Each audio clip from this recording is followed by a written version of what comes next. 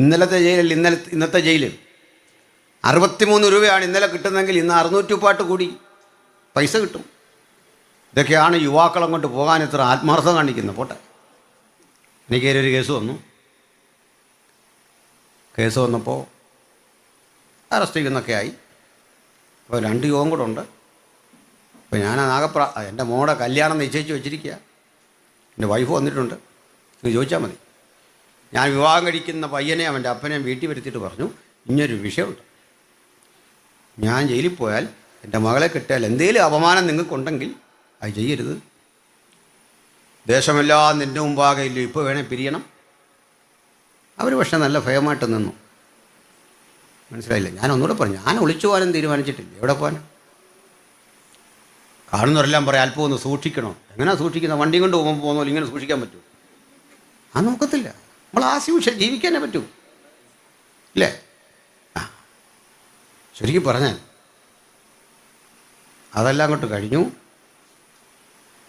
ഈ യോഗം നടത്തിയ സംഘാടകരോട് പറഞ്ഞു എന്നെ വിളിച്ചുകൊണ്ട് വരാം. ആ പാവങ്ങൾ വിളിച്ചു, നാളെ അങ്ങോട്ട് ചെല്ലണോ? ഞാൻ ചോദിച്ചു, നിങ്ങൾ വിളിക്കുമ്പോൾ ഞാൻ എന്തിനാണ് വരുന്നത്? നിങ്ങൾ വിളിച്ചാൽ കൺവെൻഷന് പ്രസംഗിക്കും. നിങ്ങൾ വിളിച്ചിട്ട് ഞാൻ കോടതിയിലോ പോലീസിലോ പോകുന്നത് എങ്ങനെ? അതിനവിടെ ആളുണ്ട്, അവർ വിളിക്കട്ടെ. അല്ല, അതിനല്ലേ നമ്മൾ ശമ്പളം കൊടുക്കുന്നത്. അവരുടെ പണിയാണ്, വിളിക്കട്ടെന്ന്. ഞാൻ വിളിച്ചു. ഞാൻ സാർ വകുപ്പ് പറ. 153A എന്ന് വെച്ചാൽ വിദ്വേഷ പ്രസംഗം. ഞാൻ 3-4 പേരുടെ പേര് ചോദിച്ചു. ഇന്ന ടീച്ചർക്കെതിരെ എടുത്തിട്ടുണ്ടോ, എവിടെയെങ്കിലും അറസ്റ്റ് ചെയ്തോ? ഇല്ല. അതൊക്കെ ചെയ്തിട്ട് പോവാ. മനസ്സിലായില്ലേ? ഇങ്ങനെ പല പേര് ചോദിച്ചു. അവർക്കൊന്നും ഇല്ലാത്തൊരു നിയമം ഇല്ല. ഞാൻ ഇന്ന് വൈകിട്ട് ഇന്നടുത്ത് പ്രസംഗിക്കണല്ലേ, വേറെ എളുപ്പവഴി പറയാം. ഞാനങ്ങോട്ട് വണ്ടിക്കൂലി മുടക്കി വണ്ടമേട് വരെ വരികയില്ല. ഞാൻ മണർകാട് പ്രസംഗിക്കുന്നുണ്ട് വൈകിട്ട്, അവിടെ വരാം, കൊണ്ടുപോവാം. അതല്ല, എൻ്റെ വീട്ടിൽ വരണം, എൻ്റെ വൈഫിനെയും പിള്ളേരെ അറിയിക്കണം, ഞാനെ കൊണ്ടുപോവാം. തടയത്തൊന്നുമില്ല ആരും, ഒരു വിഷയമില്ല. ഞാനങ്ങ് വന്നേക്കാം. ജയിലിനോടുള്ള ബുദ്ധിമുട്ടല്ലേ. മുമ്പ് പറഞ്ഞാൽ ജയിലിന് പോകാനൊരു ആഗ്രഹം എനിക്കില്ലാതില്ല, വേറൊന്നും കൊണ്ടും അല്ല. ഞാൻ കഴിഞ്ഞ ദിവസമാണ് അവിടുത്തെ ആ ഫുഡിൻ്റെ ആ മെനു ഒക്കെ വായിച്ചത്. എൻ്റെ പൊന്നെ, ജീവിതത്തിൻ്റെ ഒരു നല്ല പ്രായം മുഴുവൻ ഈ ഹൈസ്കൂൾ ഫുഡ് പഠിച്ചും പഠിപ്പിച്ചും കഴിച്ച ഒരാളാണ് ഞാൻ. ഏതാണ്ട് അതൊരു സെമി ജയിലാണ്. അപ്പോൾ ഞാൻ അന്ന് മുതൽ ഇങ്ങനെ തീരുമാനിക്കുക. അപ്പോഴേ ഇത് കണ്ടപ്പോൾ മുതൽ ആഴ്ച ഒരു ദിവസം മട്ടൺ, പിന്നെ ചിക്കൻ, ഇതൊക്കെ കണ്ടപ്പോൾ എനിക്ക് തോന്നി നമ്മുടെ ഈ ശരീരമൊക്കെ ഒന്ന് മെച്ചപ്പെടുത്താൻ. ഞാൻ ഒന്നുകൂടെ പറഞ്ഞു, നമ്മൾ തലകറക്കൊന്നും വീഴില്ല, നിങ്ങൾ കൊണ്ടുപോ. പിന്നെ അവർ വന്നില്ല. അവസാനം ഇലക്ഷന് മുമ്പ് പറയുക അതൊക്കെ എഴുതി തള്ളിയെന്ന്. ഞാൻ പറഞ്ഞു വളരെ നല്ലത്, തള്ളിയാലും നല്ലത്, ഇല്ലേലും നല്ലത്. എന്നാന്നറിയണ്ടേ, കണ്ടില്ല, ഒരു ബോർഡ് മായ്ച്ചു. സ്വന്തം വീടിൻ്റെ മുമ്പിൽ എഴുതിയ വചനം സ്പ്രേ പെയിൻറ്റിന് മായ്പ്പിക്കുക. മനസ്സിലായില്ലേ? അത് ബൈബിളിലുള്ള സാധനമാണ്. അങ്ങനെങ്കിൽ ഇവിടെയൊക്കെ എഴുതി വെച്ചിരിക്കുന്ന പല കാര്യങ്ങളുണ്ട്. അജന്തയിലെ എലോറയിലൊക്കെ ഗുഹാശില്പങ്ങളിൽ വരച്ചു വച്ചിരിക്കുന്ന വിഗ്രഹങ്ങളുണ്ട്. മനുഷ്യൻ്റെ മുമ്പിൽ കാണിക്കാൻ പറ്റില്ല, നോക്കണം. അപ്പോഴും ഇറങ്ങിയിരിക്കുക നമ്മുടെ ചില കമൻറ്റേറ്റേഴ്സ്, ഇതെന്തിനാ വേറെ വാക്യമൊന്നും ഇല്ല ഇവിടെ എഴുതാനെന്ന്. തൽക്കാലം ഇതേ ഉള്ളൂ, ഇതേ എഴുതുന്നുള്ളൂ. ഇത് കിടക്കോ നോക്കട്ടെ. മനസ്സിലായില്ല? തൽക്കാലം ഇതിനെന്തോ കുഴപ്പം, ഇത് നോക്കട്ടെ, ഈ വാക്യത്തിൻ്റെ കുഴപ്പം പറ. അത് ചിലരെ ബുദ്ധിമുട്ടിക്കും. അപ്പോൾ അവിടെ പലതും എന്നെയും ബുദ്ധിമുട്ടിക്കുന്നുണ്ട്. അവിടെ വരുമ്പോൾ മാറി അങ്ങ് പോയാൽ മതി, അല്ലേ? പോരെ? ചുരുക്കി പറഞ്ഞാൽ ഈ സുവിശേഷം ജനഹൃദയങ്ങളിലേക്ക് എത്തുന്നതിന് തടസ്സം കുറേയേറെ ശത്രുക്കൾ നമ്മുടെ കൂടെ ഉണ്ട്. ജെറമ്യ പ്രവാചകന്റെ പുസ്തകമാണ് വായിച്ചത്. പഴയ നിയമത്തിലും സുവിശേഷമുണ്ട്, പക്ഷെ അതിന് പരിമിതിയുള്ളത് പ്രവചന രൂപേണയാണ് അതിൻ്റെ എഴുത്ത്.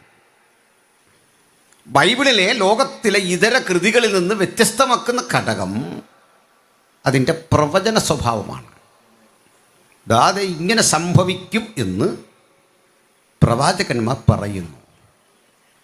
കാലമേറെ കഴിഞ്ഞ് അവരും മരിച്ച് തലമുറയും മരിച്ച് നാളുകളേറെ കഴിയുമ്പോൾ അത് സംഭവിക്കുന്നു. ചിലതടുത്ത് തന്നെ സംഭവിക്കും. അത് സംഭവിക്കുമ്പോൾ അവരിൽ പലരും ജീവിച്ചിരിപ്പില്ല. പിന്നീട് വരുന്ന ആളുകൾ പരിശോധിക്കുമ്പോൾ ഇന്നലകളിൽ പ്രവചിച്ചതെന്തോ അത് യാഥാർത്ഥ്യമാകുന്നു. അപ്പോൾ ഇന്നലെ പ്രവചിച്ച പ്രവചനങ്ങൾ ഇന്ന് യാഥാർത്ഥ്യമാകുമ്പോൾ നമ്മളതിനൊരു പേരിട്ട് വിളിക്കും ചരിത്രം. നിറവേറി, ചരിത്രത്തിൻ്റെ ഭാഗമായി. ഇതിലൊരു ശ്രേഷ്ഠ പ്രവാചകൻ്റെ പേരാണ് ജെറേമ്യ അല്ലെങ്കിൽ ഇരമ്യ. ഇരമ്യ, ഈ പ്രവാചകന് നമ്മളൊരു എടുത്തിട്ടുണ്ട്, കരയുന്ന പ്രവാചകൻ, വീപ്പിംഗ് പ്രോഫറ്റ്. പ്രവാചകന്മാർ പല രൂപത്തിലാണ്. ചില തീഷ്ണതയേറിയ വാക്കുകൾ ഒരു മയവുമില്ലാതെ പ്രയോഗിക്കും. മഹാരാജാവിൻ്റെ മുഖത്തും നോക്കി വിരൽ ചൂണ്ടി ദൂതറിയിക്കും. അവർ മരിക്കുന്നതൊന്നും വിഷയമല്ല. കല്ലേറ് കൊള്ളുന്നതോ പ്രാണൻ പിടയുന്നതോ ഒന്നും പ്രശ്നമല്ല. അത് പഴയ നിയമത്തിലും കാണാം, പുതിയ നിയമത്തിലും കാണാം. ആത്മനിറവിൻ്റെ നടത്തിപ്പ് ചിലപ്പോൾ തീഷ്ണമായ വാക്കുകളാണ്, ചിലപ്പോൾ കണ്ണീരിൻ്റെയാണ്. അങ്ങനെ കണ്ണീരിൻ്റെ പ്രവാചകനാണ് ഇരമ്യ. ഏലിയാവിൻ്റെ വാക്കുകളുടെ മൂർച്ചയില്ല, യെസക്കിയേലിൻ്റെ വാക്കുകളുടെ നിഗൂഢതയില്ല, യെശയ്യാവിൻ്റെ വാക്കുകളുടെ കാർക്കശ്യതയില്ല, ദാനിയേലിൻ്റെ വാക്കുകളിലെ ഡിപ്ലോമസിയില്ല. ഇതിൽ നിന്ന് വിഭിന്നമായി കരയുന്ന പ്രവാചകൻ, കണ്ണീരൊഴുക്കുന്ന പ്രവാചകൻ. കണ്ണീരൊഴുക്കാൻ കാരണം പ്രവചിക്കുമ്പോൾ കിട്ടുന്ന പ്രതിഫലങ്ങൾ അദ്ദേഹത്തെ കരയാൻ പ്രേരിപ്പിച്ചു. ഒന്നാമത് ചെറുപ്പക്കാരനാണ്, നല്ല യുവാവാണ്. ആ യുവാവിൻ്റെ പ്രവചനം നല്ലത് പറയണമെന്നോർത്താ വരുന്നത്. ആളുകളെ കണ്ട് കരം കുപ്പി മാന്യമായി സംസാരിക്കാനുള്ള ഒരുക്കത്തിലാണ് വരുന്നത്. ആത്മശക്തിയുടെ ഇടപെടൽ വന്നു കഴിയുമ്പോൾ പുരോഹിതനെതിരെ, രാജാവിനെതിരെ, രാജ്യം പോകുന്ന പ്രവണതയ്ക്കെതിരെ ആത്മാവിൽ ദൂതറിയിക്കും. ഇത് ജനങ്ങളിൽ ഇഷ്ടക്കേട് രൂപപ്പെടുത്തും. ഹല്ലേലൂയ. ജനങ്ങളിൽ വല്ലാത്ത അവമതിപ്പുളവാക്കി ആളുകൾ അദ്ദേഹത്തെ കല്ലെറിയും, കേസെടുക്കും, അടിക്കും. അതിന് പുരോഹിതന്മാരും കൂട്ടുനിൽക്കുക, രാജാവും അതിന് പിന്തുണയ്ക്കുക. എന്താ പറയുന്നത് അറിയണ്ടേ? രാജ്യം മഹത്തരമാ, ഇത് ദൈവത്തിൻ്റെ രാജ്യമാ, ദൈവമക്കളാണ് ഇവിടെ ഉള്ളത്. പക്ഷേ അകൃത്യം നിമിത്തം ദണ്ഡനങ്ങളാൽ നീ ശിക്ഷിക്കപ്പെടും. യെരുശലേമിൻ്റെ മതിലുകൾ തകരും, ആലയം തകർന്ന് താഴെ വീഴും, വിലപിടിപ്പുള്ള മുതലുകൾ കൊള്ളയടിക്കപ്പെടും. 70 ആണ്ടുകളിൽ നിന്റെ തലമുറ അടിമത്തത്തിൻ്റെ കാരാഗൃഹത്തിൽ പ്രവാസികളായി ഭവിക്കും. ഇങ്ങനെ പ്രവചിക്കുന്ന ഒരാളെ നമ്മൾ വീട്ടിൽ വിളിച്ചുകൊണ്ട് വന്നൊരു പ്രോഗ്രാം കൊടുക്കുമോ? നമ്മൾ IPCയിൽ 7 ദിവസം പ്രാർത്ഥന നടത്തിയിട്ട് ഒരു ദിവസം കൊടുക്കാൻ തീരുമാനിച്ചാൽ വേണ്ട, ഡിമാൻഡില്ല. അദ്ദേഹം ഇതേ പറയൂ. പകരം കിട്ടുന്ന അടി. അടി കിട്ടുന്ന ഒരാൾക്ക് വേണ്ടത് ആശ്വാസമാണ്. പോട്ടെ, ഇത് പറയാനും ആരുമില്ല. ഈ കൂടെ ദൈവം പറയുക, നീ യെരുശലേമിൻ്റെ മതിൽ തുരക്കണം. നിസാര പണിയല്ല, ഒരു കല്ലിൻ്റെയൊക്കെ വലിപ്പം എന്താ? ഇതിനകത്തൊരു സുഷിരമുണ്ടാക്കി ഞെരുങ്ങി അതുവഴി പോകാൻ പാകത്തിനൊരു വഴി ഉണ്ടാക്കണം. ആ വഴിയിലൂടെ നീ പകലും രാത്രിയും ജനം കാണുക യാത്ര ചെയ്യണം. നിന്റെ ഭാണ്ഡം നിന്റെ മീതെ ഉണ്ടാകണം, ഞെരുങ്ങിപ്പോണം. കാണുന്നവരൊക്കെ ഓർത്ത്, ഈ മനുഷ്യൻ എന്ത് പറ്റി ഇത്രയും വിശാല വഴി കിടക്കുക, ഇയാൾ ഈ സുഷിരം വഴി കിടക്കുക, ഞെരുങ്ങിപ്പോവുക. ഭക്ഷണമില്ല. അദ്ദേഹം ഭക്ഷിക്കുന്ന ഭക്ഷണത്തിൻ്റെ അളവിനെ പറ്റി പറയാം, ഞെരുക്കത്തിൻ്റെ അപ്പം. ഈ ഒരു വാക്ക് നമ്മൾ കേട്ടിട്ടുണ്ട്, പലർക്കും അതിൻ്റെ അർത്ഥം അറിയില്ല. അതായത് ഭക്ഷ്യക്ഷാമം നേരിടുമ്പോൾ സർക്കാർ തരുന്ന കോട്ടയാണ്. നമ്മൾ എന്താ പറയുക, പ്രളയമൊക്കെ വന്നപ്പോൾ അല്ലേ, ഒരല്പ ഭക്ഷണം സർക്കാരിൻ്റെ കോട്ട. ഇത് ഞെരുക്കത്തിൻ്റെ അപ്പം. അന്ന് സുലഭമാണെങ്കിലും ഈ റേഷൻ അനുസരിച്ചുള്ളതേ കിട്ടൂ.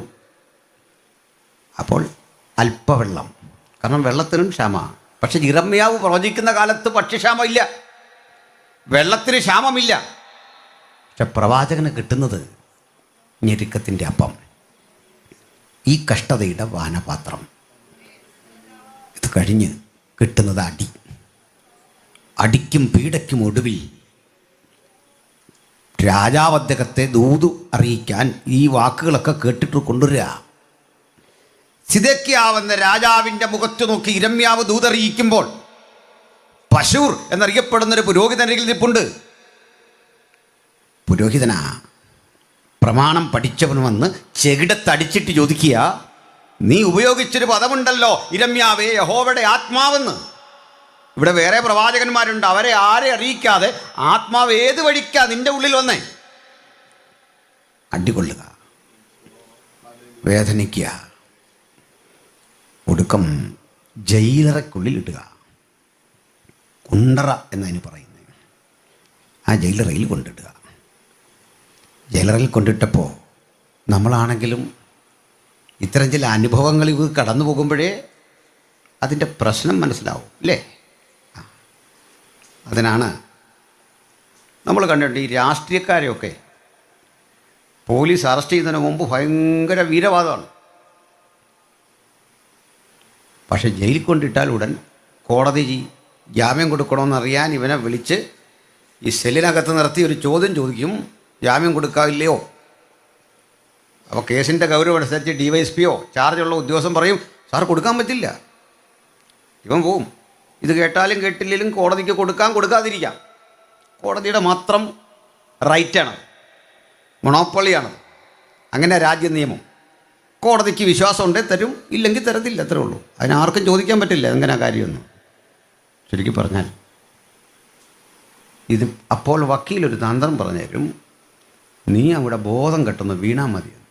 വക്കീലന്മാരാരുണ്ട്, ക്ഷമിക്കണം, സംഭവം ഇത്രേ ഉള്ളൂ. അല്ല അവർക്ക് ഒരു കുഴപ്പമില്ല. ഈ വീഴുന്നവനൊരു കുഴപ്പമില്ലെന്ന് അവനും അറിയാം, പിശാചിനും അറിയാം, ദൈവത്തിനും അറിയാം, പ്രതിപക്ഷ നേതാവിനും അറിയാം, മുഖ്യമന്ത്രിക്കും അറിയാം. ഇവനാരെ പേടിച്ചെന്നറിയണ്ടേ? നിയമം നേരെ കൊണ്ടുവിടും. അവിടെ ചെല്ലുമ്പോഴറിയാം എൻ്റെ ബുദ്ധിമുട്ട്. കാരണം കഴിഞ്ഞ ദിവസം ഒരു ജയിലിലൊരു മനുഷ്യനെ ഇട്ടു, പ്രതിയാക്കി സംശയിച്ചു കൊണ്ടിട്ടു. അത് കോടതി വിധി വരുമ്പോഴേ ആൾ കുറ്റവാളിയൊന്നുമല്ല, കരുതൽ തടങ്കലെന്നേ ഉള്ളൂ ഇതിനർത്ഥം. അവിടേക്ക് കയറി വന്നപ്പോൾ അവിടുത്തെ സീനിയറായ ഒരു തടവുപുള്ളി ചോദിച്ചു, പേരുമൊക്കെ ചോദിച്ചു, നിൻ്റെ കുറ്റം എന്നാന്ന് ചോദിച്ചു. കുറ്റം കേട്ടപ്പോൾ പറഞ്ഞു, ഇത് പോക്സോ കേസാ, നീ വൃത്തികേട് കാണിക്കുക വെച്ചാൽ അവനൊരു 5-6 അടി, മറ്റോ ബോധം കിട്ടും, ഒരു പല്ലും പോയി. അപ്പോൾ പോക്സോ കേസുകാരന് മോഷണമാണ് വലിയ കുറ്റം, മോഷ്ടാവിന് പോക്സോ കേസാണ് വലിയ കുറ്റം. ഇങ്ങനെയൊക്കെയാ. അവനത് സഹിക്കില്ല. ഈ സ്ഥലത്ത് പോയി വേണം ഇയാൾ കിടക്കാൻ. മടുത്തു. ഇതാണ് ജയിൽ. ഇന്നിപ്പോൾ ജയിലിനൊക്കെ ഒത്തിരി മാറ്റം വന്നു. ഞാൻ പോരുമ്പോൾ ഇന്നലത്തെ ജയിലിൽ ഇന്നത്തെ ജയിൽ 63 രൂപയാണ് ഇന്നലെ കിട്ടുന്നതെങ്കിൽ ഇന്ന് 600 കൂടി പൈസ കിട്ടും. ഇതൊക്കെയാണ് യുവാക്കൾ അങ്ങോട്ട് പോകാൻ ഇത്ര ആത്മാർത്ഥം കാണിക്കുന്നത്. പോട്ടെ, കാലവാകപ്പാടെ മാറി. യിരെമ്യാവിൻ്റെ കാലത്തെ സ്ഥിതിയിലേക്ക് വരാം. ആ ഇരുട്ട് കിണറ്റി കിടന്നപ്പോൾ അന്ന് രാത്രി ഒരു ദർശനം. ആ ദർശനം എന്താണെന്നറിയണ്ടേ? തിരക്കേറിയ യെരുശലേം എന്ന മഹാനഗരത്തിലൂടെ ആളുകൾ ഒരപ്പക്കഷണത്തിൽ ഓടി നടക്കുന്നു. സമ്പദ് സമൃദ്ധി കൊണ്ട് അലങ്കരിക്കപ്പെട്ട നാട്ടിലെ വയലുകളൊക്കെ ആളുകൾ തീവച്ച് ചുട്ടു നശിപ്പിക്കുന്നു. രാജാക്കന്മാരുടെ മക്കളെയും കൊച്ചുമക്കളെയൊക്കെ കയ്യാമം വെച്ച് ചാട്ടക്കടിച്ച് പടയാളികൾ മറ്റൊരു രാജ്യത്തിലേക്ക് അടിമകളായി കൊണ്ടുപോകുന്നു. സ്ത്രീകളെയൊക്കെ അടിമകളായി പിടിച്ച് തെരുവിൽ വിൽപ്പനയ്ക്ക് വച്ചിരിക്കുന്നു. ഈ കാഴ്ച കണ്ടിട്ട് അവിടെ കിടന്ന് പാടുന്ന ഒരു പാട്ടാണ് വിലാപങ്ങളുടെ പുസ്തകം. അത് തുടങ്ങുന്നത് എങ്ങനെയാ? ഒരു കരച്ചിലൂടെയാ. അയ്യോ, ജനപൂർണമായ നഗരമേകാന്തയായതെങ്ങനെ, ജാതികളിൽ മഹതിയായവൾ വിധവയെപ്പോലായതെങ്ങനെ. ആ പാട്ടിൻ്റെ ഇടയ്ക്ക് പറയുക, അതുകൊണ്ട് യെരുശലേമിൻ്റെ മതിലേ ഓലോല കണ്ണീരൊഴുക്കുക, അനുതാപം വരാതെ നിനക്കിനി ഒരു പുനഃസ്ഥാപനമില്ല. ഞാൻ ഒറ്റയ്ക്ക് 2-2.5 മാസം തുറന്ന ചുവരിൻ്റെ ഉള്ളിലൂടെ അപ്പുറത്തും ഇപ്പുറത്തും കടന്നപ്പോൾ എന്നെ ഒരു ഭോഷനായി നിങ്ങൾക്ക് തോന്നി. അധിക നാൾ കാത്തിരിക്കേണ്ടി വരില്ല. ഈ മതിലപ്പാടെ തകർത്ത് ഒരു ശത്രു ഇരമ്പിക്കയറി വരും. അവൻ വന്ന് മുച്ചൂടും ഇടിച്ച് നശിപ്പിച്ച് ഈ നാടിനെ മുഴുവൻ തകർത്ത് തരിപ്പണമാക്കി സുഖലോലുപതയിൽ കഴിയുന്ന നിന്റെ കൈകൾക്ക് ചങ്ങല ധരിപ്പിച്ച് ചാട്ടവാറിനടിപ്പിച്ച് പ്രതാപശാലിയായി കഴിഞ്ഞ നീ മറ്റൊരു രാജ്യത്ത് ചെന്ന് അടിമയായി 70 കൊല്ലം പാർക്കും. ഇതാ യിരെമ്യാവ് പ്രവചിച്ച പ്രവചനത്തിൻ്റെ ആകത്തുക. ഇത് കഴിഞ്ഞു. മനുഷ്യൻ ഇതൊന്നും കേട്ടിട്ട് മാനസാന്തരമില്ല. അപ്പോൾ യിരെമ്യാവ് ഓർത്തു, ഞാൻ എന്തിനത് ചെയ്യുന്നത്, ഇതങ്ങ് നിർത്തുക. യിരെമ്യാവ് നിർത്താൻ തീരുമാനിച്ചു. പ്രവചിക്കുന്നില്ലെന്ന് കണ്ടപ്പോഴാണ് ശരീരത്തിനാകെ പ്രശ്നം. അസ്ഥികൾ മജ്ജ ഉരുകുന്ന അവസ്ഥയിൽ, ശരീരമാസകലം തീ പിടിക്കുന്ന അവസ്ഥയിൽ അസ്വസ്ഥചിത്തനായി കിടക്കുമ്പോൾ അവൻ പറയുക, കർത്താവേ എന്താ ഇത്? കർത്താവ് പറഞ്ഞു, മോനെ, ഇത് മാറത്തില്ല. ഈ രോഗം മാറാത്തതിൻ്റെ കാരണം ഞാൻ നിന്നിൽ പകർന്ന അഭിഷേകം നീ പറയേണ്ട ഇടത്ത് പറയാതെ മനസ്സിലും ഹൃദയത്തിലും ഒതുക്കി വച്ചാൽ അത് നിന്റെ അസ്ഥികൾക്കൊരുക്കം. ആ ദൂത് തടയപ്പെടുന്ന ഇടത്ത് നിന്റെ അസ്ഥികൾ ഉരുകാതിരിക്കേണ്ടതിന് നീ പുറത്തു പോവുക, എത്രയും വേഗം പുറത്തു പോവുക. ആത്മാവ് നിന്നിൽ നിറച്ച ആത്മശക്തിയുടെ വചനം പകലുള്ളത്തോളം അയച്ചവന്റെ വേല ചെയ്യത്തക്ക വിധത്തിൽ പ്രതിജ്ഞാബദ്ധരാകാൻ കഴിയുന്ന ഒരു സമൂഹം ഇതിനകത്ത് ഉണരണം. അതിനായി ടീം വർക്കുമൊക്കെ ആ സുവിശേഷം പറയുന്നവരുടെ ആ പ്രവൃത്തിയിലൂടെയാ ഇനി ഉണർവ് വ്യാപരിക്കുന്നത്. അവരുടെ വാക്കുകൾക്ക് തീപിടിക്കും, അവരുടെ ശരീരത്തിന് തീപിടിക്കും, അവരുടെ വാക്കുകളിൽ ദൈവം വലിയ പ്രവൃത്തി ചെയ്യും. അതുകൊണ്ട് ഇടുങ്ങിയ ഈ ചുവരും ഈ ജയിലും കണ്ട് ഇവിടെ വെച്ച് ഞാൻ നിർത്തിയെന്ന് പറയേണ്ടതില്ല. ഈ ചുവരുകൾക്കപ്പുറത്ത് ശുശ്രൂഷയുടെ വിശാലതയുടെ മണ്ഡലങ്ങളിൽ എന്തൊക്കെ ദൂത് പറഞ്ഞോ അതൊക്കെ നിറവേറത്തക്ക വിധം കൽപ്പിച്ചത് ഞാനെങ്കിൽ, ഉത്തരവെൻ്റെതെങ്കിൽ എൻ്റെ വചനം അതിൻ്റെ പ്രവൃത്തി ചെയ്യാതെ മടങ്ങി വരികയില്ല എന്ന ഉത്തരവാദിത്വ ബോധത്തോടെ നമുക്ക് കർത്താവിൻ്റെ വേല ആത്മാർത്ഥമായി ചെയ്യാം. അതുകൊണ്ട് ഇനി അധിക കാലമൊന്നും നമ്മൾ പ്രസംഗിക്കേണ്ടിയൊന്നും വരില്ലെന്നേ. കാലം മാറി, അവസ്ഥകളൊക്കെ മാറി. ദീർഘനാളുകൾ നമ്മൾ നിരന്തരം പ്രാർത്ഥിച്ചു കൊണ്ടിരുന്ന പല പ്രാർത്ഥനയ്ക്കും ദൈവം ഉത്തരം തന്നുകൊണ്ടിരിക്കുക. ആ എലിയാവ് പറഞ്ഞതുപോലെ വലിയൊരു മഴയുടെ മുഴക്കമുണ്ട്, നീ റെഡിയായിരുന്നു കൊള്ളണം. ആ മഴ ഇങ്ങോട്ട് പെയ്തിറങ്ങുമ്പോൾ പണ്ട് നീ പ്രവചിച്ച ആ ദൂതിന്റെ കുളിർമയിൽ ഈ കാണുന്ന ഉഷ്ണമൊക്കെ മാറി ഒരു സുഖകാലം, ഒരു ശുഭകാലം, ഒരു ശ്രേഷ്ഠകാലം ഇന്ത്യ മഹാരാജ്യം കാത്തിരിക്കുന്നു. ഒരു ഉണർവിന്റെ മാറ്റൊലി. അതിന് ദൈവം ഉപയോഗിക്കാൻ പോകുന്ന ആ വ്യക്തി നിങ്ങളെല്ലാം നാരി കണ്ടു. ചിലപ്പോഴൊക്കെ നമുക്ക് തോന്നാം, എന്നെയോ, എനിക്കതിന് കഴിവെന്ത്, എനിക്ക് ഭാഷ അറിഞ്ഞുകൂടാ, എനിക്ക് ജ്ഞാനമില്ല, എൻ്റെ പോക്കറ്റ് ശൂന്യമാ. പക്ഷെ യിരെമ്യാവെന്ന മനുഷ്യന്റെ പക്കലും ഇതൊന്നും ഇല്ലെന്ന് തിരിച്ചറിയണം. ദൂതുള്ളവന്റെ വഴി തടയാൻ, അവന്റെ ആത്മശക്തിക്ക് മുമ്പിൽ പിടിച്ചു നിൽക്കാൻ ഒരു ശക്തിക്കും കഴിയാത്ത വിധത്തിൽ ഞാനും നിങ്ങളും പ്രയോജനപ്പെടുന്ന ഒരു കാലം വരുന്നെങ്കിൽ നമ്മൾ അറിയുന്ന സുവിശേഷം നമുക്കിന്ന് രാത്രി ഒരുമിച്ച് ഈ ഗ്രാമത്തോട് പറയണം. മറ്റൊരുത്തലും രക്ഷയില്ല. നാം രക്ഷിക്കപ്പെടുവാൻ ആകാശത്തിന് കീഴിൽ മനുഷ്യരുടെ ഇടയിൽ നൽകപ്പെട്ട ഒരേ ഒരു നാമം നമ്മുടെ കർത്താവായ യേശു ക്രിസ്തുവിന്റെ നാമം. കർത്താവ് ഉയർത്തപ്പെടുന്ന ഇടത്ത് പൈശാചിക ശക്തികളുടെ കോട്ടകൾ ഇടിയും, രാമതിക ശക്തികളുടെ കോട്ടകളിടിയും, ജാതീയ ശക്തികളുടെ അടിത്തറകൾ തകരും. ഈ രാത്രി നമുക്ക് യേശുവിനെ ഉയർത്താം. സകല നാമത്തിനും മേലായ നാമത്തിന് കാരണഭൂതനെ ഉയർത്തിക്കാട്ടിക്കൊണ്ട് നമുക്ക് പറയാം, ഈ ദേശം വിടുവിക്കപ്പെടാൻ പോകുകയാ. ഈ ദേശത്ത് ബാധിച്ചിരിക്കുന്ന അന്ധത മാറാൻ പോകുകയാണ്. ഈ ദേശത്ത് വ്യാപരിക്കുന്ന ഇരുട്ടിൽ നിൽക്കാൻ കഴിയാത്ത വിധത്തിൽ സത്യ വെളിച്ചത്തിന്റെ പ്രസരണം, ആ ഒഴുക്ക് മുമ്പോട്ട് വരികയാ. ജനഹൃദയങ്ങളുടെ ആ അന്തരാത്മാവിന്റെ ഉള്ളിലേക്ക് പരിശുദ്ധാത്മാവിന്റെ വെളിച്ചം പകരുകയാ. ആ ദൈവത്തിൻ്റെ വചനം വിശ്വസിക്കുന്നവർക്ക് ഇന്ന് രാത്രി രോഗശാന്തിയാണ്. ദൈവത്തിൻ്റെ വചനം ശരീരത്തിനും മനസ്സിനും വിടുതലാണ്. ദൈവത്തിൻ്റെ വചനം ഇതുവരെ അറിയാത്ത ആത്മാനുഭവങ്ങളുടെ ആഴങ്ങളിലൂടെ സഞ്ചരിക്കാൻ നമ്മെ പര്യാപ്തമാക്കുന്ന അനുഭവമാണ്. നമുക്ക് ആത്മശക്തിക്ക് കാത്തിരിക്കാം, ആത്മപ്രവൃത്തിക്ക് കാത്തിരിക്കാം. ഹല്ലേലൂയ. അപ്പോൾ പ്രസംഗിച്ചാൽ ജയില്, പ്രസംഗിച്ചില്ലെങ്കിൽ അസ്ഥികൾ കുരുക്കം, ജീവിക്കാൻ വയ്യാത്തൊരവസ്ഥയാണ് അല്ലേ? അതാണ് നമ്മുടെ വിളിയുടെ സവിശേഷതയാണ്. ഈ അസ്വസ്ഥതകളാണ് ഉണർവിനെ ഉൽപ്പാദിപ്പിക്കുന്നത്. ഉണർവിനെ ഉൽപ്പാദിപ്പിക്കുന്ന ഇന്ധനപ്പുരയുടെ പേരാണ് കാരാഗൃഹം. പുതുനിയമസഭയിലും നമ്മൾ കണ്ടതാണ്. സഭ ശ്രദ്ധയോടെ പ്രാർത്ഥിച്ചപ്പോൾ ഒരു ഇന്ധന പുരക്കകത്ത് ചലനം സംഭവിച്ചുകൊണ്ട് അതിനകത്ത് കിടക്കുന്ന വൃദ്ധന്മാരുടെ കയ്യിൽ നിന്ന് ഈ ചങ്ങലകൾ അറ്റ് താഴെ വീണു. അവർ വിളിച്ചു പറയാ, നിനക്കൊരു ദോഷവും വരുത്തരുത്, ഞങ്ങളിവിടെ ഉണ്ട്. നമുക്ക് ഇന്ത്യ മഹാരാജ്യത്തോട് വിളിച്ചു പറയാ, നിങ്ങൾക്ക് ദോഷം വരാതിരിക്കാൻ ഒരു വട്ടം പാവം മനുഷ്യരെ ഇന്നിവിടുന്ന് പ്രാർത്ഥിക്കുന്നുണ്ട്. ദേശത്തിന് വിടുതൽ വരാൻ ഒരു വട്ടം പാവം മനുഷ്യർ പ്രാർത്ഥിക്കുന്നുണ്ട്. എത്ര മനുഷ്യക്കുരുതി, എത്ര കുഞ്ഞുങ്ങളെ വകവരുത്തി, എത്ര സുവിശേഷകരെ ജയിലറയ്ക്കുള്ളിൽ അടയ്ക്കുമ്പോൾ നിനക്കൊരു ദോഷവും വരാതിരിക്കാൻ കണ്ണീരൊഴുക്കി പ്രാർത്ഥിക്കുന്ന പകയില്ലാത്ത ഹൃദയ വിശാലതയുള്ള ഒരു ജനതയുടെ പേരാ യേശുവിന്റെ അനുഗാമികൾ. ആരോടും പകയില്ലാതെ, ആരോടും വെറുപ്പില്ലാതെ, സ്നേഹം മാത്രം, സ്നേഹത്തിന്റെ മൂർത്തിമത് ഭാവമായ യേശുവിനെ ഉയർത്തിക്കൊണ്ട് നമുക്ക് ആ സുവിശേഷത്തിന്റെ ഉള്ളടക്കം വീണ്ടും ആവർത്തിക്കാം. മറ്റൊരുവരിലും രക്ഷയില്ല. നാം രക്ഷിക്കപ്പെടുവാൻ ആകാശത്തിന് കീഴിൽ മനുഷ്യരുടെ ഇടയിൽ നൽകപ്പെട്ട ഏകനാമം നമ്മുടെ കർത്താവായ യേശു ക്രിസ്തുവിന്റെ നാമം. Hallelujah, praise the Lord. പ്രിയപ്പെട്ടവരെ, ഈ യിരെമ്യാവ് ഇവിടെ എല്ലാം നശിക്കും, തകരും, നിങ്ങളെ പിടിച്ചോണ്ട് പോകും എന്നൊക്കെ പറഞ്ഞിട്ട് ആ ദൂതനോട് പൊരുത്തമില്ലാത്തൊരു പ്രവൃത്തി, അത് നമ്മൾ ഇന്ന് വായിച്ച വാക്യം, അതിൻ്റെ പശ്ചാത്തലം അതാ. ഇവിടെ നശിക്കാൻ പോവാ, ഇവിടെ ഇന്നെ പ്രശ്നം വരാൻ പോവാ. പക്ഷെ യിരെമ്യാവ് അദ്ദേഹത്തിൻ്റെ ഇളയപ്പൻ്റെ മകനോട് ചോദിക്കുക, നീ സ്ഥലം വിൽക്കുന്നോ, എനിക്ക് തന്നേക്കാൻ. ഇത് നശിക്കുകയാണെങ്കിൽ പിന്നെ എന്തിനാ? അപ്പോഴേ മനസ്സിലായി, ഈ ദൂത് സ്ഥലം കിട്ടാൻ വേണ്ടിയാണോ, വില കുറച്ച് സ്ഥലം കിട്ടാനോ? ഇപ്പം നമുക്കൊന്ന് പരിശോധിച്ച് പോകാം. 32:7 മുതൽ ഒന്ന് വായിച്ചാട്ടെ.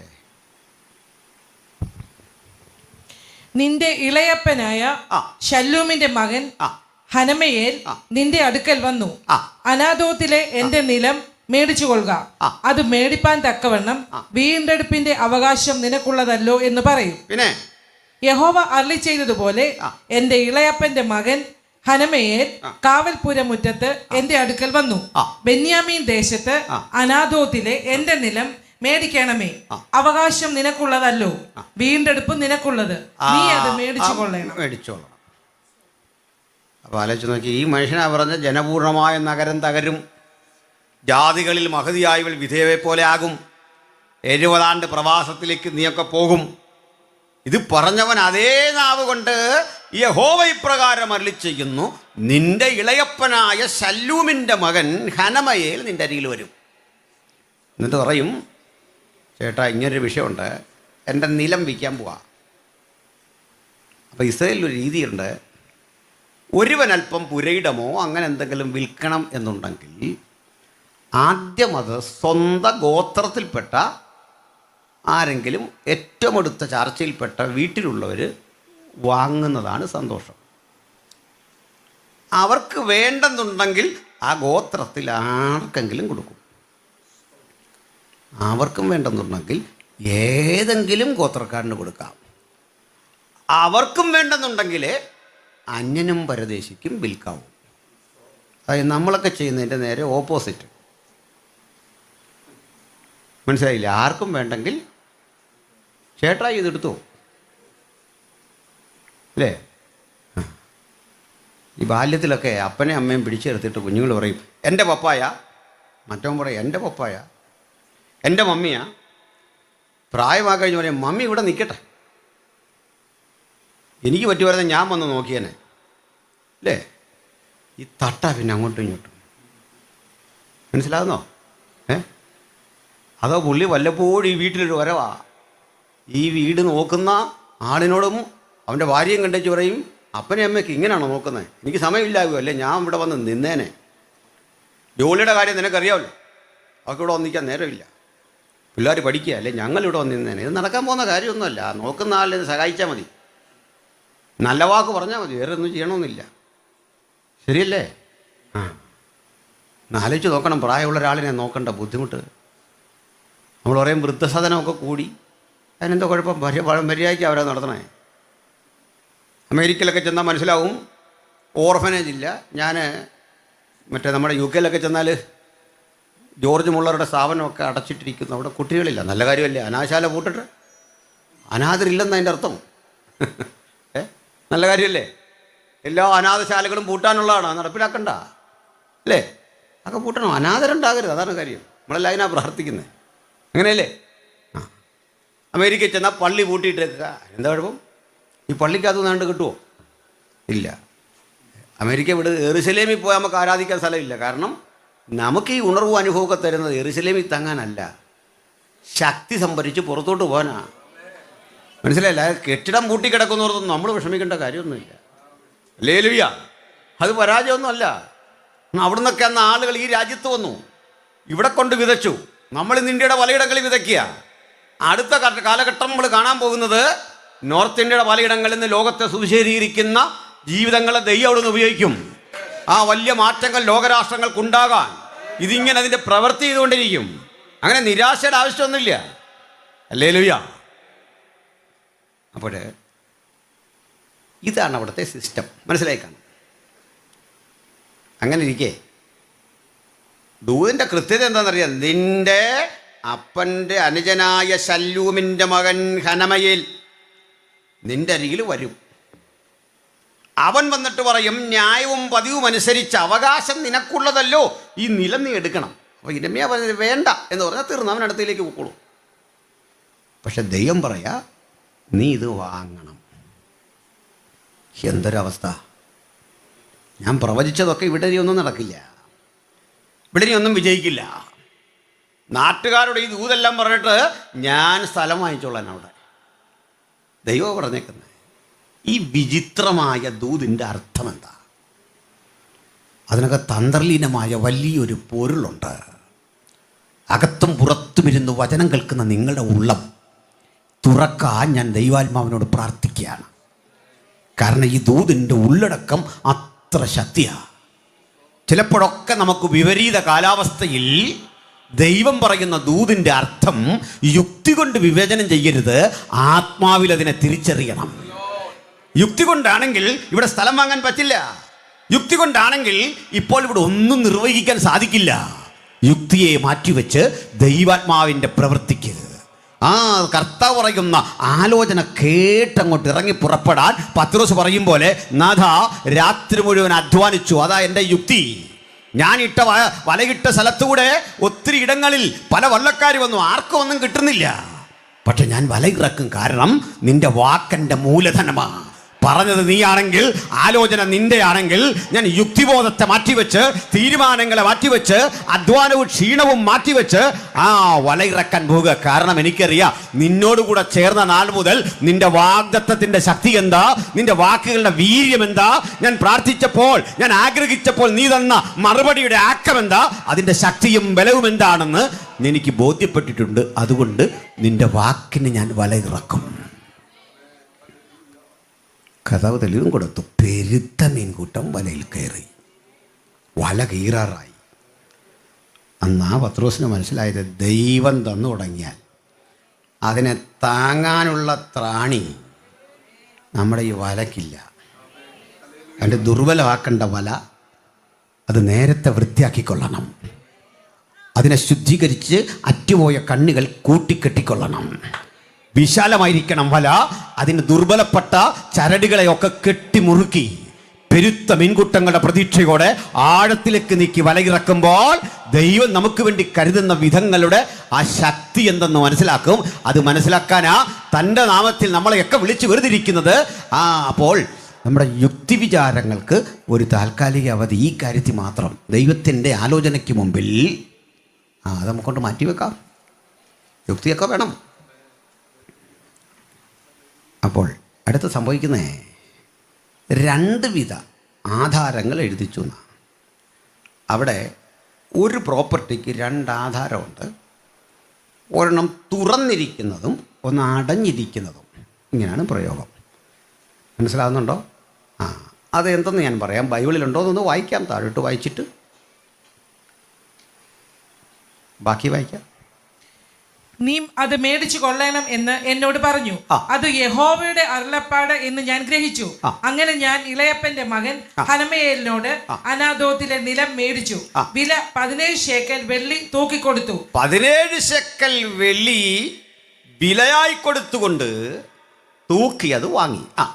ആധാരം എഴുതി മുദ്രയിട്ടു സാക്ഷികളെ കൊണ്ട് ഒപ്പിടുവിച്ച ശേഷം. കണ്ടോ, ബൈബിളിലെ കാര്യങ്ങളൊക്കെ യാഥാർത്ഥ്യത്തോട് നീതി വിടുന്ന അന്നേ ഉണ്ട് ഒപ്പും പരിപാടിയൊക്കെ. ചുമ്മാ അങ്ങനെ ഇങ്ങനെയുള്ള കഥകളല്ലിത്.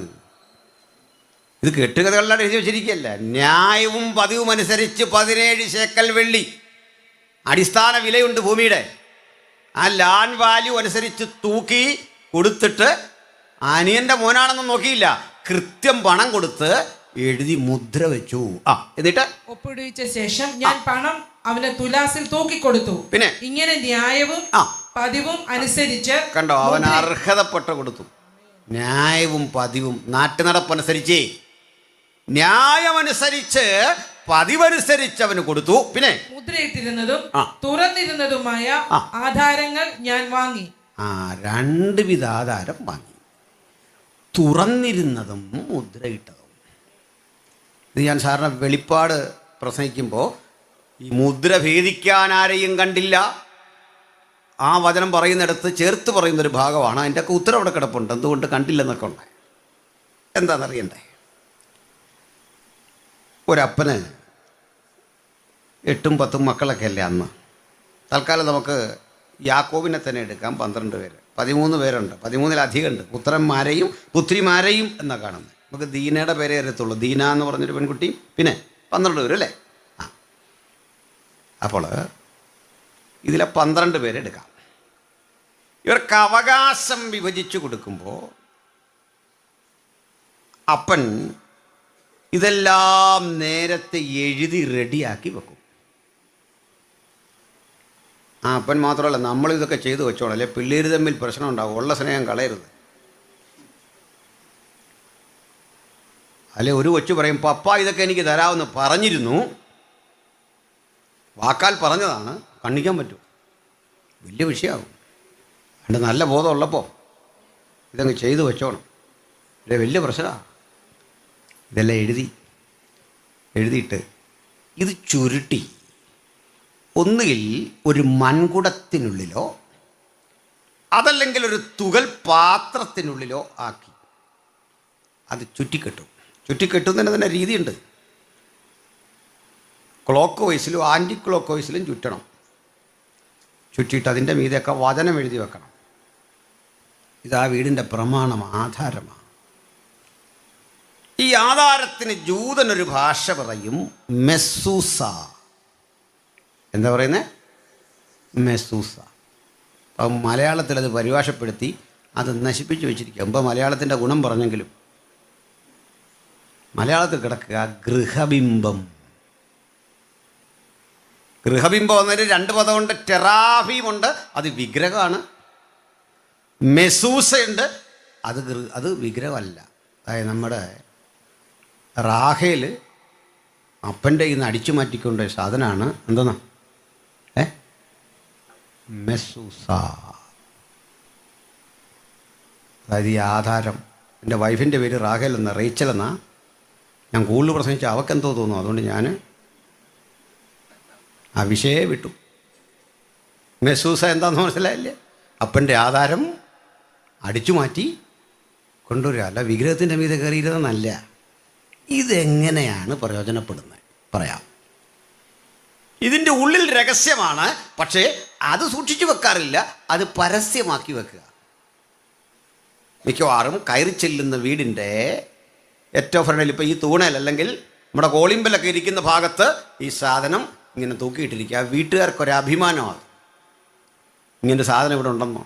എൻ്റെ അർത്ഥം ഇതേ കുലീനത്തോളൊരു കുടുംബമാണ്, തലമുറയായി മെസൂസ ഉള്ള വീടാണെന്ന്. പാരമ്പര്യമായിട്ടേ അപ്പന് ഭൂമി സ്വത്തുമൊക്കെ ഉണ്ട്, അതിൻ്റെ മുഴുവൻ രേഖയായത്. അതിങ്ങനെ അവിടെ ഇട്ടിരിക്കും. ഇനി ഒരു കാര്യം മനസ്സിലാക്കി, ഇസ്രായേൽ മക്കൾ ബഹുകാലം ഏഭോദില്ലാതെയും ഗൃഹബിംബമില്ലാതെയും ഇരിക്കും. ഏഭോദ് പൗരോഹിത്യാണ്. പുരോഹിതന്മാർ നഷ്ടപ്പെടുകയും അവകാശഭൂമി നഷ്ടമാവുകയും ചെയ്ത അനുഭവത്തിൽ ബഹുകാലം ജീവിക്കും. ഇതതിൻ്റെ അർത്ഥം. ഇനി ഇതിൽ സകലതും ഉണ്ട്, എഴുതി വെച്ചിരിക്കുക. ഇത് എപ്പോഴാണ് തുറക്കെന്ന് അറിയണ്ടേ? അടഞ്ഞിരിക്കുന്ന ആധാരം. അപ്പൻ അപ്പൻ്റെ മരണം കഴിഞ്ഞ് 12 മക്കൾ ഒത്തുകൂടും. ഈ വീട്ടിലെ ഒരു കുലപതി, ഒരു കാരണവരോ നാട്ടുപ്രമാണിയോ ഈ കുടുംബത്തിൻ്റെ ഒരു മേധാവിയോ ഈ കർമ്മങ്ങളെല്ലാം കഴിഞ്ഞ് ഈ മെസൂസ തുറക്കാൻ പോവാ. അതെ, നമ്മുടെ നാട്ടിലെ പോലെ ഈ ശവസംസ്കാരം വെച്ച് നീട്ടുന്ന പണിയില്ല. മരിച്ചവരെ എത്രയും പെട്ടെന്ന് നടക്കും. കാലിഫോർണിയയിൽ നിന്ന് ചാച്ചൻ പുറപ്പെട്ടിട്ടുണ്ട്. ആ ചാച്ചൻ എത്തിയാലും അടിമാലി പോയ കുഞ്ഞമ്മ വരാൻ പിന്നെയും താമസിക്കും. അതുകൊണ്ട് അവിടെ വെച്ച് അതിൻ്റെ പുറമെ വരുന്ന വാസുമാർ സൂര്യൻ്റെ തേജസ് വേറെ, ചന്ദ്രൻ്റെ തേജസ് പുറകെ വരും. നക്ഷത്രവും കൂടെ വന്ന് ആശംസ പറയും. എന്തെല്ലാം പരിപാടിയല്ലേ. ഞാൻ ചിലപ്പോഴൊക്കെ കാണണം, നമ്മുടെ ഈ ശവസംസ്കാരം കണ്ടിട്ട് ശവം എഴുന്നേറ്റ് വന്ന് തല്ലാത്ത ഭാഗ്യം നിർത്തലാന്ന് പറഞ്ഞു. പിന്നെന്തുവാ അലക്സാണ്ടർ കൈ രണ്ടും ഇങ്ങനെ ഇട്ടത്. ഇതൊക്കെ കേട്ട് അല്ലേ. പിന്നെ യൂത്തിൻ്റെ ആശംസ, ലേഡീസിൻ്റെ അമ്മാമ്മയുടെ ആശംസ, ഇത് കേട്ട് ഇതൊക്കെയാണ് നമ്മുടെ പരിപാടി. പക്ഷെ ജൂതന്മാരെന്താ അറിയണ്ടേ, ശരീരത്തിലെ സ്വാഭാവികമായ ആ സ്റ്റിഫ്നെസ് ഉണ്ടല്ലോ, അത് പോകും മുമ്പ് അടക്കിക്കോണം. ആരെയും നോക്കുകയില്ല. അതാണ് അനന്യാസ് അങ്ങോട്ട് മരിക്കയും ഭാര്യ വരാൻ നോക്കി നിന്നില്ല, അടക്ക്. കംപ്ലൈൻ്റ് ഒന്നും പറഞ്ഞിട്ട് കാര്യമില്ല, അടക്കാണ് അന്നേരെ. പിന്നത്തേനും വെക്കുകയില്ല, അവരുടെ രീതിയാണ്. അപ്പോഴേ എന്തിനാ പറഞ്ഞേ, കാരണവർ മരിക്കുകയും അടുത്ത് അടക്കങ്ങോട്ട് കഴിഞ്ഞ് വിലാപം കഴിച്ച് കഴിഞ്ഞ് അതിൻ്റെ പേരിലുള്ള കരച്ചിലും അനുസ്മരണമെല്ലാം കഴിഞ്ഞാലുടൻ മെസൂസ തുറക്കാൻ വേണ്ടി പോവാ. ഈ കൂടെ ഉണ്ടല്ലോ ഈ മൺകുടം അല്ലെങ്കിൽ തുകൽപാത്രം കയ്യിലെടുത്തിട്ട് ചോദിക്കും. പേരും വീട്ടുപേരും തണ്ടപ്പേരും ഒക്കെ വിളിച്ചു പറഞ്ഞിട്ട് പറയും, ഇന്നയാളുടെ നാമധേയത്തിലുള്ള ഇന്ന പുരയിടങ്ങളെക്കുറിച്ചുള്ള, അദ്ദേഹത്തിൻ്റെ കാളകളെക്കുറിച്ചുള്ള, അദ്ദേഹത്തിൻ്റെ കുതിരകളെക്കുറിച്ചുള്ള, ആസ്തിയെക്കുറിച്ചുള്ള ആകത്തുക അദ്ദേഹത്തിൻ്റെ ആർക്കൊക്കെ കൊടുക്കുന്നു, അദ്ദേഹത്തിൻ്റെ മനസ്സിൻ്റെയും ഹൃദയത്തിൻ്റെയും സന്തോഷവും ദുഃഖവും ഒക്കെ അതിലുണ്ട്. അത് പൊട്ടിക്കാൻ പോവാ. പുള്ളി കയ്യിലെടുത്തിട്ട് വിളിക്കുന്നത്, രൂപേൻ കം ഫോർവേഡ്. രൂപേനാണ് റൈറ്റ്, ആദ്യജാതൻ. അപ്പോൾ എടുക്ക്. രൂപേൻ 1-2 സ്റ്റെപ്പ് നടന്നിട്ട് പറയാം, അതെനിക്ക് പറ്റിയല്ല. പറ്റാത്തെന്താ? രൂപേന് ഭയം. ഇതിനകത്ത് എവിടെയെങ്കിലും മൂർച്ചയുള്ള വാക്കുകൾ കൊണ്ട് അപ്പൻ എന്നെക്കുറിച്ച് എഴുതി വച്ചിട്ടുള്ള വല്ലതും ഉണ്ടെങ്കിൽ പ്രശ്നമാണ്. പേടിയാ. കൈകുടഞ്ഞു രൂപേൻ പിന്നോട്ട് മാറും. ശിമയോൻ വാ. ചേട്ടായി പറഞ്ഞ പോലെ എനിക്കും തുറക്കാൻ വയ്യ. രൂപേനും ശിമയോനും ഇല്ല. ലേവി പറ്റില്ല. 12 പേരെയും വിളിക്കുമ്പോൾ 12 പേരും അങ്ങ് മാറുക. മാറിക്കഴിയുമ്പോൾ ആരുമില്ല. അപ്പോൾ അദ്ദേഹം ചോദിക്കും, ഇത് ഇനി ആരെങ്കിലും അവകാശികളുണ്ടെങ്കിൽ മുമ്പോട്ട് വരാം, നമ്മൾ തുറക്കാൻ പോവാ. ആരുമില്ല. കാരണം അപ്പനോട് ഇടപെട്ട രീതി കൊണ്ട്, അനുഗ്രഹമോ ശാപമോ എന്നറിവില്ലാത്തത് കൊണ്ട് ഇതിലെ എഴുത്ത് വായിക്കാൻ ഭയം. ഇതാ പുസ്തകം തുറപ്പാൻ യോഗ്യനായി. ആരെയും കണ്ടില്ല. ഹല്ലേലൂയ. ആരെയും കാണാതെ വന്നപ്പോൾ തൻ്റെ ഇഷ്ടം നിർവഹിക്കുന്ന ദൈവപുത്രൻ മുമ്പോട്ട് വരുന്ന കാഴ്ച കണ്ട് മൂപ്പന്മാരിൽ ഒരുത്തൻ പറയാ, കരയണ്ട. ഏത് ഗ്രന്ഥച്ചുരുളും തുറക്കാൻ അധികാരത്തോടെ പിതാവിന്റെ വാത്സല്യപുത്രൻ ജയം പ്രാപിച്ചിരിക്കുന്നു. അവന്റെ രക്തത്താൽ നമ്മളും ജയിച്ചിരിക്കുക. ഏത് ശാപവും നീങ്ങിപ്പോകുന്ന, ഏത് വേദനകളും നീങ്ങിപ്പോകുന്ന രക്തമുഖാന്തിരം ജയമെടുത്തുകൊണ്ട് നമ്മൾ സ്വായത്തമാക്കിയ ആ ദൈവകൃപ കൊണ്ട് പറയാ, ഞങ്ങൾ ഭയക്കുന്നില്ല. കാരണം ഇതിനകത്ത് ഒരു ശാപവും ഞങ്ങൾക്ക് ഭവിക്കാത്ത വിധം ഇപ്പോൾ ക്രിസ്തു യേശുവിലുള്ളവർക്ക് ഒരു ശിക്ഷാവിധിയുമില്ല. സകല ശിക്ഷകളെയും റദ്ദ് ചെയ്യുന്ന നസ്രായനായ യേശുവിന്റെ രക്തം, അവന്റെ പുത്രനായ യേശുവിന്റെ രക്തം സകല പാപവും പോക്കി നമ്മെ ശുദ്ധീകരിക്കുന്നു. അവന്റെ രക്തത്തിൽ നമുക്ക് അതിക്രമങ്ങളുടെ മോചനം എന്ന വീണ്ടെടുപ്പുണ്ട്. ആ വീണ്ടെടുപ്പ് കരഗതമാക്കാൻ ഒരാളെങ്കിലും ബാക്കി നിൽക്കുന്നുണ്ടെങ്കിൽ നിനക്കെതിരെ ചമയ്ക്കപ്പെട്ട രേഖകൾ അപ്രസക്തമാക്കിക്കൊണ്ട്, ഭയം തോന്നുന്ന മണ്ഡലങ്ങളെ മുഴുവൻ അപ്രസക്തമാക്കിക്കൊണ്ട് ജയാളിയായി നിന്നെ നടത്താൻ കഴിയുന്ന സർവശക്തന്റെ പുത്രൻ ഇന്ന് നമ്മുടെ മധ്യത്തിലുണ്ട്. അതുകൊണ്ട് ആർപ്പ് വിളിക്കുന്ന സ്വർഗീയ ജീവികൾ പറയാ, അറുക്കപ്പെട്ട കുഞ്ഞാടേ നിനക്ക് മഹത്വം. നീ അറുക്കപ്പെട്ടു. നിന്റെ രക്തം കൊണ്ട് സകല ഗോത്രത്തിലും ജാതിയിലും ഭാഷയിലുമുള്ള ഞങ്ങളെ ദൈവത്തിനായി വിലയ്ക്ക് വാങ്ങി. ഹല്ലേലൂയാ. അപ്പം മെസൂസയുടെ പവർ മനസ്സിലായി. ഇതാ ഈ സാധനം. അപ്പോൾ പിന്നെന്ത് ചെയ്യും? അപ്പോൾ പിന്നെ എങ്ങനെ വീതം വെക്കും? മക്കൾക്കിടയിൽ അപ്പോൾ ഒരു ധാരണയുണ്ടാവും. ഇന്നത് നിനക്ക്, ഇന്നത് ഇന്നാർക്ക്. സമ്മതിക്കുകയില്ലത് കണ്ടാൽ പറയും, അപ്പം നമുക്ക് മെസ്സൂസ. അയ്യോ വേണ്ട. അപ്പോൾ ഈ നാട്ടുപ്രമാണി വീണ്ടും ഒന്നുകൂടി തൂവൽ കൊണ്ട് ചുറ്റിയിട്ട് പറയും, ഇത് എന്നേക്കും ഇനി അടഞ്ഞിരിക്കുന്നൊരു പ്രമാണം. തുറക്കാൻ വയ്യ. പിടികിട്ടിയോ? അടഞ്ഞിരുന്നോട്ടെ. പിന്നെ അത് തുറക്കുന്നതിനുള്ള ശാപമെല്ലാം പുള്ളി അതിൽ എഴുതിയിട്ട് വീണ്ടും ചുറ്റും. അടച്ചു വച്ചിരിക്കുന്ന ഇതിനെ ഇനി തുറക്കാൻ ശ്രമിക്കുന്നവൻ ശപിക്കപ്പെട്ടവനെന്ന് സ്ഥിരീകരിച്ച് അതങ്ങ് സ്ഥിരീകരിക്കും. സ്തോത്രം. എന്നാലും ഇത് കൊണ്ടു നടക്കണം. അതിനാണെന്നറിയണ്ടേ, ഇത് ആരുടെ കയ്യിലിരിക്കുന്നോ ഇത് കൈകാര്യം ചെയ്തവന് അവകാശം കൂടുതൽ കിട്ടുമെന്ന്. ഇതാരാ കൈകാര്യം ചെയ്യുന്ന? ആരിത് കൊണ്ടു നടക്കും? ഞാൻ കൊണ്ടു നടക്കാം, നിനക്കൊരല്പം കൂടുതൽ. അതിനാ പെങ്കൊച്ചടിച്ചു മാറ്റിക്കൊണ്ട് വന്നേ, കൂടുതൽ കിട്ടുമെന്ന് ഓർത്തു. മനസ്സിലായില്ലേ? അല്പം കൂടുതൽ കിട്ടും. ഈ സംഗതിയാ മെസ്സൂസ. ഇനി തിരിച്ചു വരാം. തുറന്നിരിക്കുന്ന ആധാരം എന്തെന്നറിയണ്ടേ? ഇവിടുന്ന് ഒരു പുതിയ ആധാരം അങ്ങ് തയ്യാറാക്കുക. എന്നിട്ട് പറയും, മെസൂസായിൽ പറയുന്നതായി ഞങ്ങൾ മനസ്സിലാക്കും പ്രകാരം ഇന്ന സ്ഥലത്തെ ഭൂമി, അതിൻ്റെ ഇത്ര ഈന്തപ്പനകൾ, ഇത്ര നീരുറവകൾ, ഇതെല്ലാം ഇന്നാർക്ക്. ഇതാ തുറന്ന ആധാരം. ഇത് രണ്ടും ഇരമ്യാവ് ന്യായവും പതിവും അനുസരിച്ച് വാങ്ങി. കാലം കുറേ കഴിഞ്ഞ് എവിടെ പോയിട്ട് വന്നാൽ ഇത് രണ്ടും കാണിച്ചെങ്കിലേ ഭൂമി നമ്മുടെ ആകൂ.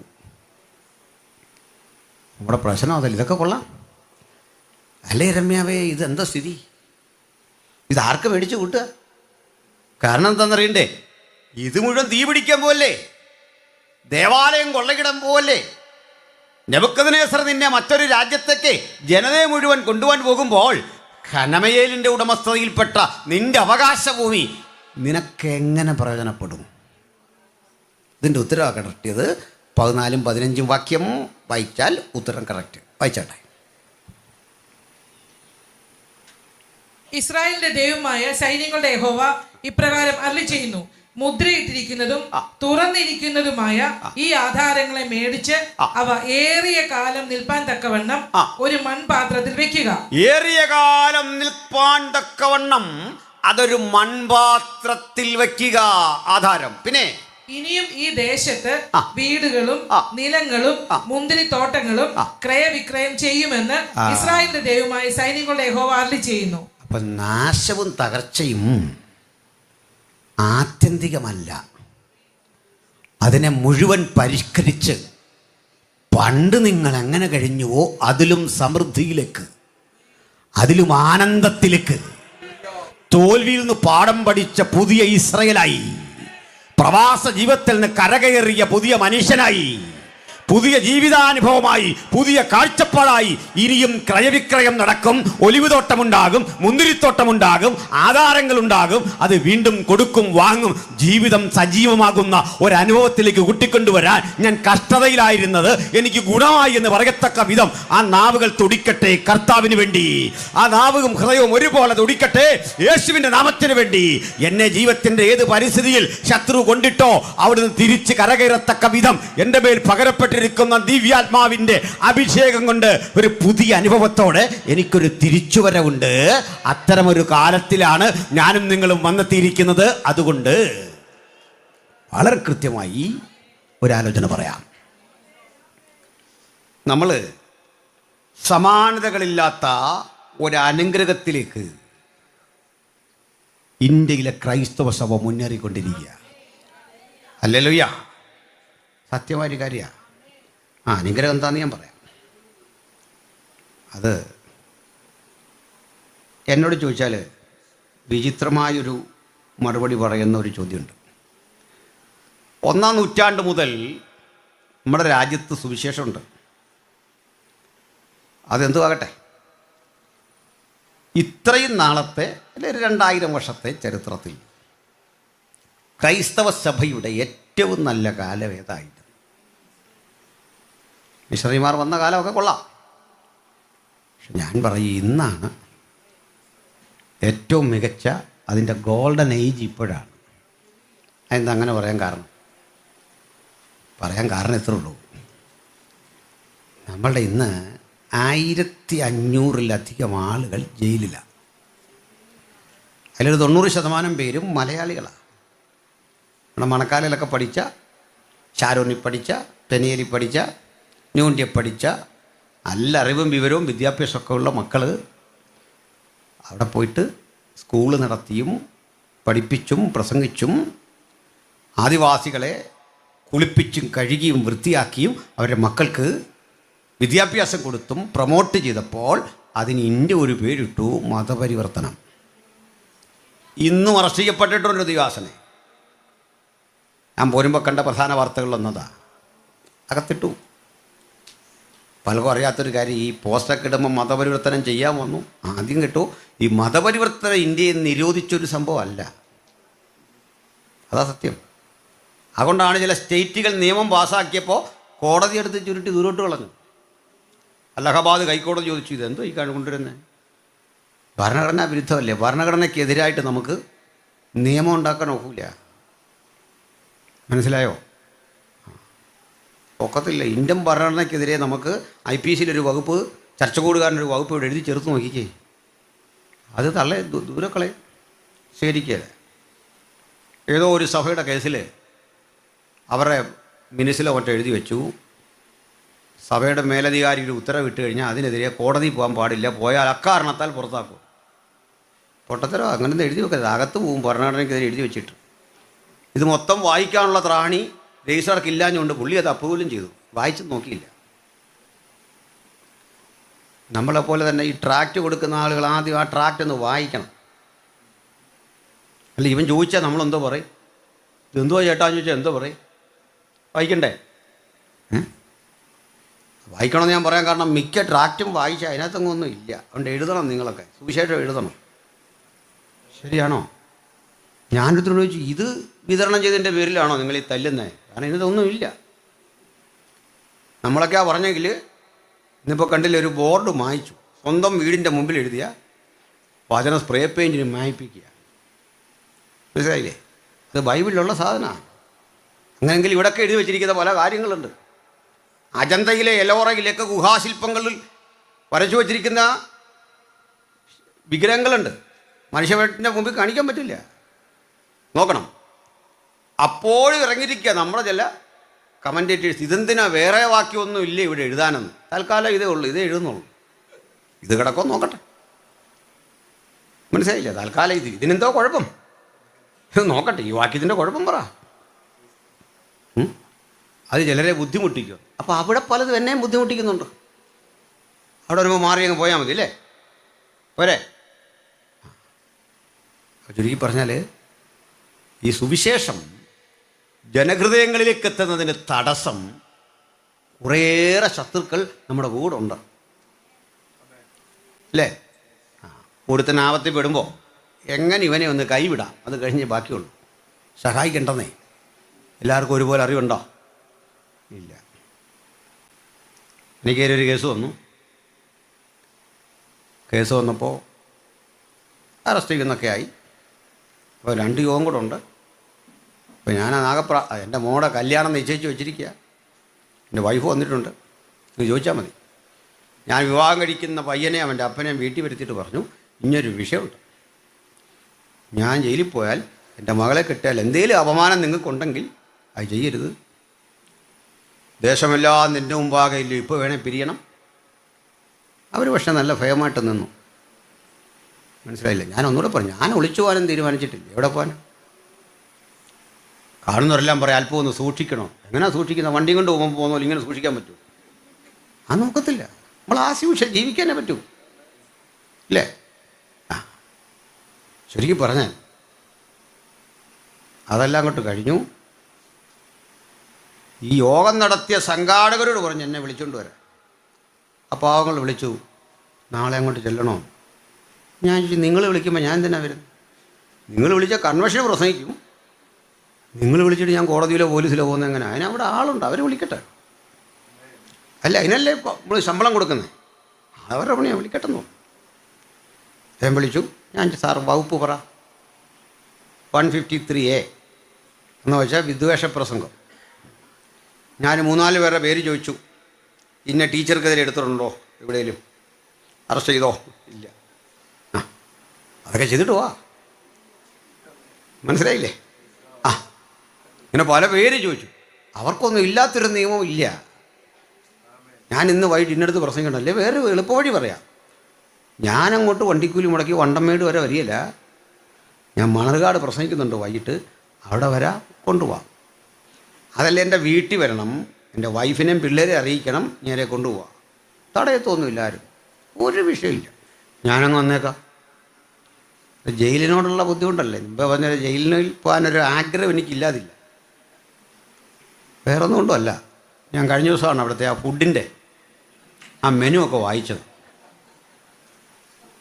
എൻ്റെ പൊന്നെ, ജീവിതത്തിൻ്റെ ഒരു നല്ല പ്രായം മുഴുവൻ ഈ ഹൈസ്കൂൾ ഫുഡ് പഠിച്ചും പഠിപ്പിച്ചും കഴിച്ച ഒരാളാണ് ഞാൻ. ഏതാണ്ടതൊരു സെമി ജയിലാണ്. അപ്പോൾ ഞാൻ അന്ന് മുതൽ ഇങ്ങനെ തീരുമാനിക്കുക. അപ്പോഴേ ഇത് കണ്ടപ്പോൾ മുതൽ ആഴ്ച ഒരു ദിവസം മട്ടൺ, പിന്നെ ചിക്കൻ, ഇതൊക്കെ കണ്ടപ്പോൾ എനിക്ക് തോന്നി നമ്മുടെ ഈ ശരീരമൊക്കെ ഒന്ന് മെച്ചപ്പെടുത്താൻ. ഞാൻ ഒന്നുകൂടെ പറഞ്ഞു, നമ്മൾ തലകറങ്ങൊന്നും വീഴില്ല, നിങ്ങൾ കൊണ്ടുപോ. പിന്നെ അവർ വന്നില്ല. അവസാനം ഇലക്ഷന് മുമ്പ് പറയുക അതൊക്കെ എഴുതി തള്ളിയെന്ന്. ഞാൻ പറഞ്ഞു വളരെ നല്ലത്, തള്ളിയാലും നല്ലത്, ഇല്ലേലും നല്ലത്. എന്നാന്നറിയണ്ടേ, ഈ പൗലോസ്ലീഹ ജയിലിൽ കിടക്കുമ്പോൾ ഒരു ഉത്തരവ് വന്നു. എന്താ ഉത്തരവിലെന്നറിയണ്ടേ? പൗലോസായ താങ്കളെ രാജ്യത്തിന് വിരുദ്ധമായി സുവിശേഷം പ്രസംഗിച്ചു എന്ന കാരണത്താൽ ഈർച്ചവാളിനാൽ കൊന്നുകളവാൻ റോമാ കൈസർ ഉത്തരവായിരിക്കുന്നു. ഈ ജയിലിൻ്റെ മുമ്പിൽ കൊണ്ട് ഒട്ടിക്കുന്നത് നമ്മളെ കൊല്ലുമെന്നുള്ള കാര്യം വായിച്ച് മെൻ്റലി നമ്മൾ വീക്കാകണം. മിക്കപ്പോഴും ഭ്രാന്ത് പിടിക്കും ആ കിടപ്പ്. റോമിലെ നിയമം അനുസരിച്ച് എപ്പോഴാണ് ഇത് നടപ്പിലാക്കിയെന്നറിയില്ല. നാളെ മുതൽ എപ്പോൾ വേണമെങ്കിലും ആകാം. ഇങ്ങനെയാ. അപ്പോൾ അത് ആ കാലം വെച്ച് കണക്ക് കൂട്ടിയപ്പോൾ തണുപ്പ് കാലം വരിക. ഈ തണുപ്പത്ത് ഇവർ നടത്തുകയില്ല. കാരണം 8-10 പേരെ ഒരുമിച്ചാണ് ഈ തല വെട്ടുന്നത്. തല വെട്ടുകയല്ല, ഈർച്ചവാളിൻ്റെ വെട്ടെന്ന് പറഞ്ഞാൽ വെറും സോഡിങ് അല്ല, തടിയിറക്കുന്ന വാളിന് മനുഷ്യനെ കൊല്ലുക. അതെങ്ങനെയാണെന്ന് ഇവിടെ പറയാം.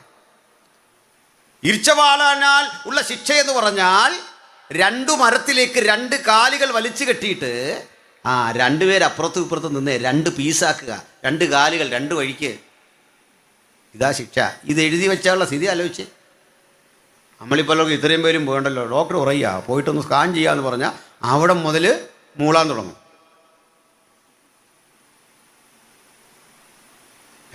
എൻ്റെ വീട്ടിൽ 3 മക്കളും ഞാനും ഭാര്യയാണ്.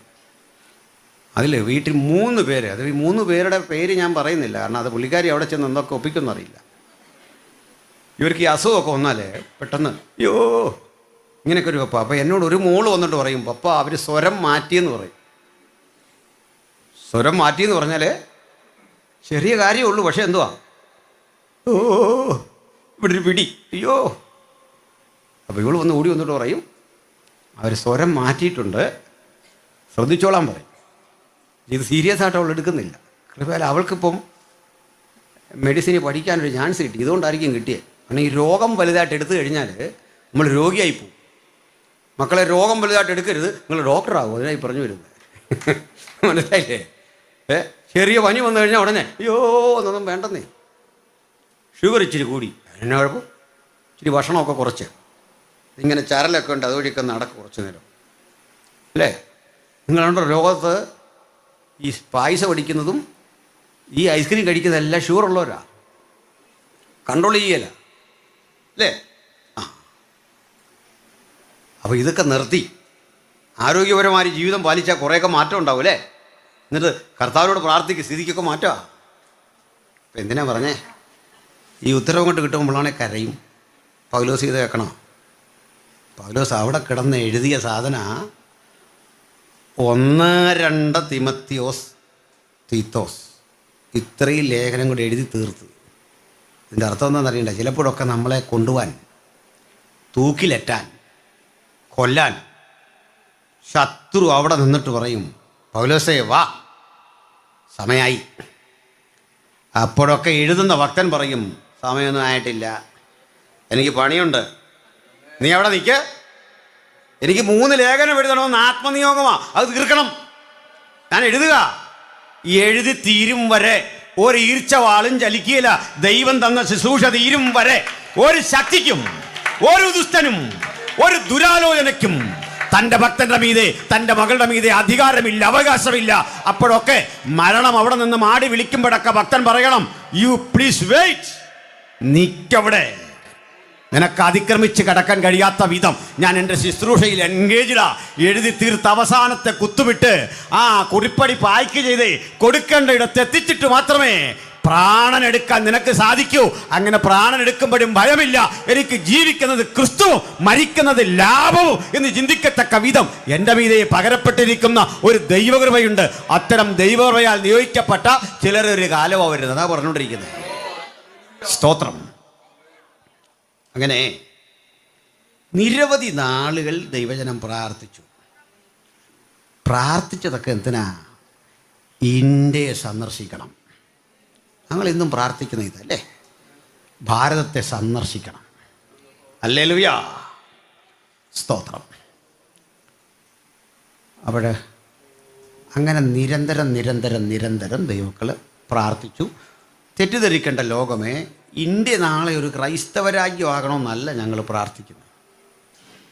IPC-കാരനൊരാൾ ഇന്ത്യൻ പ്രധാനമന്ത്രിയാകണോ നിങ്ങളാരും പ്രാർത്ഥിച്ചിട്ടുണ്ടോ? ചെയ്യരുത്. കാരണം 4-3-7 പേര് കൂടുന്നൊരു സഭ നയിക്കാൻ നമുക്ക് വലിയ പാടാണ്. അന്നേരം 150 കോടി മനുഷ്യർ കൂടുന്ന ഇന്ത്യ, മനസ്സിലായില്ലേ? ഞങ്ങളെ ഇതൊന്നും ഏൽപ്പിക്കില്ലെന്ന് ലോകത്തോട് പറ. നമ്മളെ ഇതൊന്നും ഏൽപ്പിക്കണ്ട. ഞാൻ കൂടുതൽ പറയുന്നില്ല, പോട്ടെ. അപ്പോൾ പറഞ്ഞു വന്നത്, ഇന്ത്യ പ്രാർത്ഥിക്കുന്നൊരു പ്രധാനമന്ത്രി അല്ലെങ്കിൽ പ്രസിഡന്റ്, ഇങ്ങനൊന്നും ഞങ്ങൾക്ക് ആവേശമില്ലെന്ന്. അങ്ങനെ ഒരാൾ ഞങ്ങളുടെ കൂടെ നിന്ന് വന്ന് ഇതിലേക്ക് ആയി തോർത്ത് പ്രത്യേകിച്ച് ആവേശമില്ല, ആരും ആകുന്നതൊക്കെ ആയിക്കോട്ടെ. സകല മനുഷ്യർക്കും സ്വസ്ഥതയും സാവധാനതയും ഒക്കെ ഒരു നല്ല ഭരണം കിട്ടാൻ അധികാരികൾക്ക് വേണ്ടി പ്രാർത്ഥിക്കണം. ഇത് നമ്മുടെ പൊളിറ്റിക്സ്. അതാ തന്നെ ആര് ഈ സ്ഥാനത്തെത്തിയാലും ദൈവം അവരെ ആക്കിയെന്ന് വിശ്വസിക്കാനാ ഈ പ്രമാണം നമ്മളെ പഠിപ്പിക്കുന്നത്. അങ്ങനല്ലേ? ആത്മാർത്ഥമായിട്ട് പുസ്തകം വായിക്കാൻ ഞങ്ങൾ പറയാം, ഇവിടുത്തെ മെമ്പറെ ദൈവമാക്കിയതാ. അത് BJP ആണെങ്കിലും CPM ആണെങ്കിലും CPI ആണെങ്കിലും സ്വതന്ത്രനാണെങ്കിലും ഞങ്ങൾ വോട്ട് ചെയ്യാത്ത ആളാണെങ്കിലും കോൺഗ്രസ് ആണെങ്കിലും മാണി ആണെങ്കിലും ഏണി ആണെങ്കിലും ആരാ സ്ഥിതി? ഇതാരാ ദൈവമാക്കിയേ? God appointed them as the representative. ഇത് ഈ പുസ്തകം തരുന്ന അധികാരമാണ്.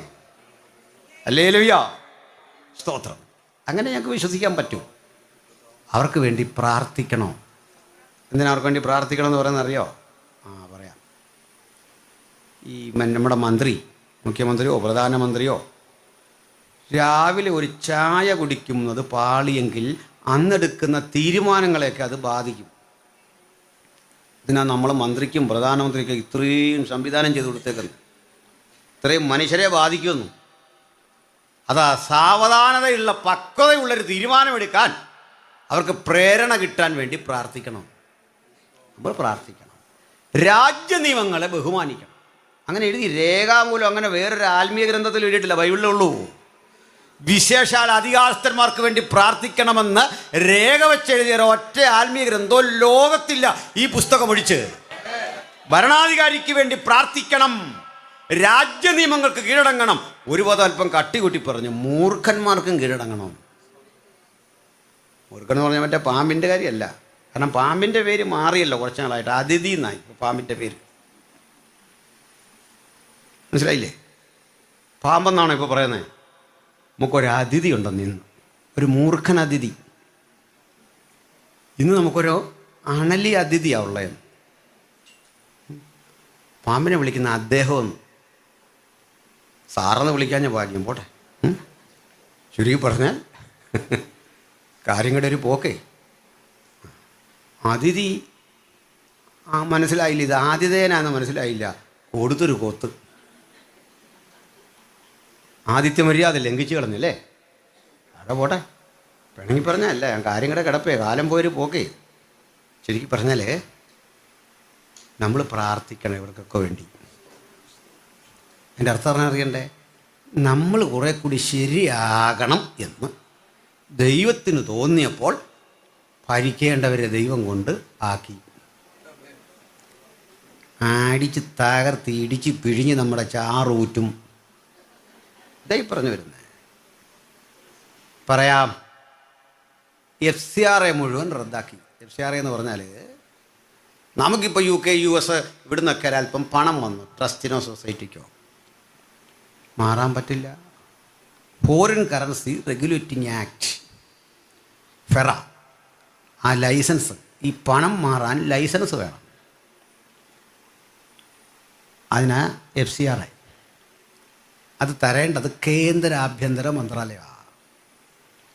നമ്മുടെ ഇത്തരം വഴികളെല്ലാം അങ്ങ് റദ്ദ് ചെയ്തു.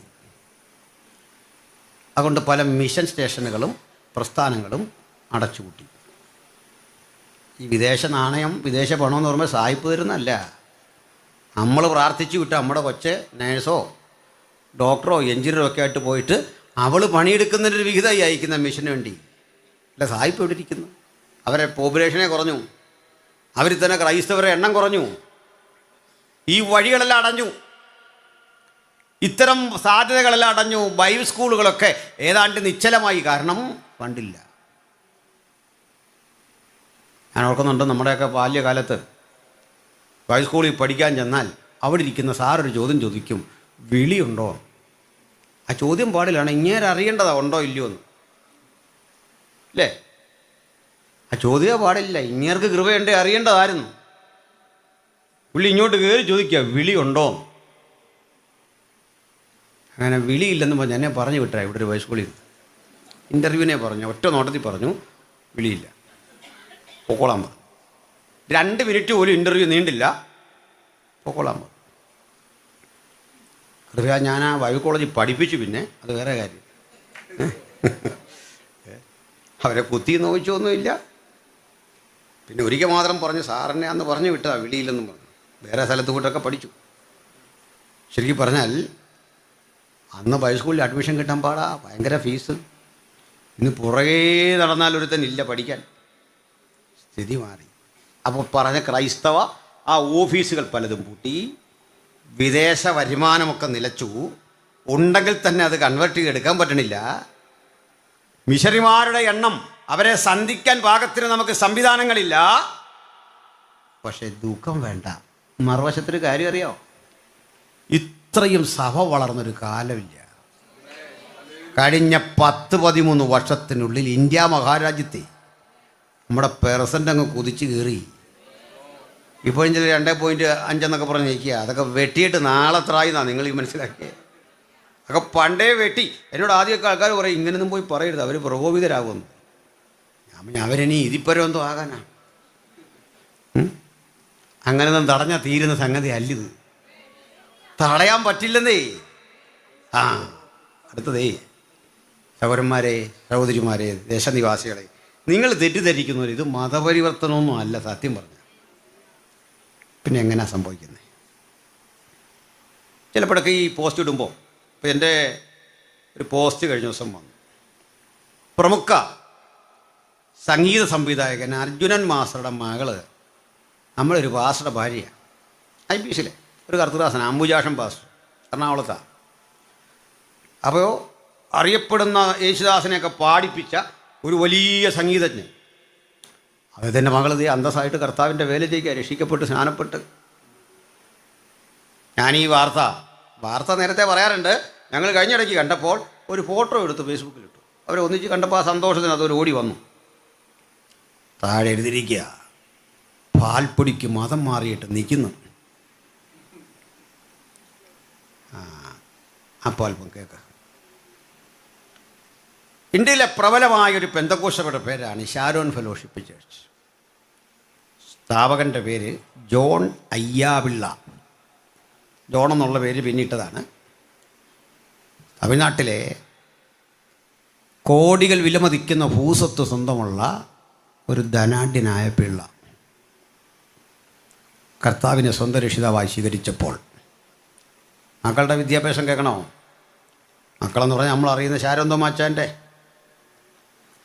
അന്നത്തെ തിരുവിതാംകൂർ യൂണിവേഴ്സിറ്റിയിൽ നിന്ന് ഇംഗ്ലീഷ് സാഹിത്യത്തിൽ ഡോക്ടർ ഓഫ് ഫിലോസഫി PhD എടുത്ത ആളാണ്. തിയോളജിയിലല്ല, ഇംഗ്ലീഷിൽ PhDയാ. അവർ സൗജന്യം കൊടുത്ത സ്ഥലത്താണ് കണ്ണൂരിലെ ഗവൺമെൻറ് ആശുപത്രി ഇരിക്കുന്നത്.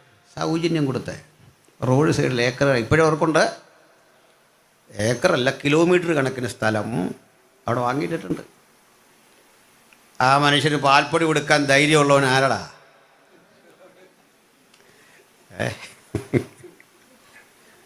ചർച്ചക്കോടിൻ്റെ സ്ഥാപകനുണ്ടെന്നേ, AR തങ്കയ്യ അതിശയം, ART അതിശയം, PAB സാം സാറിൻ്റെ അപ്പൻ.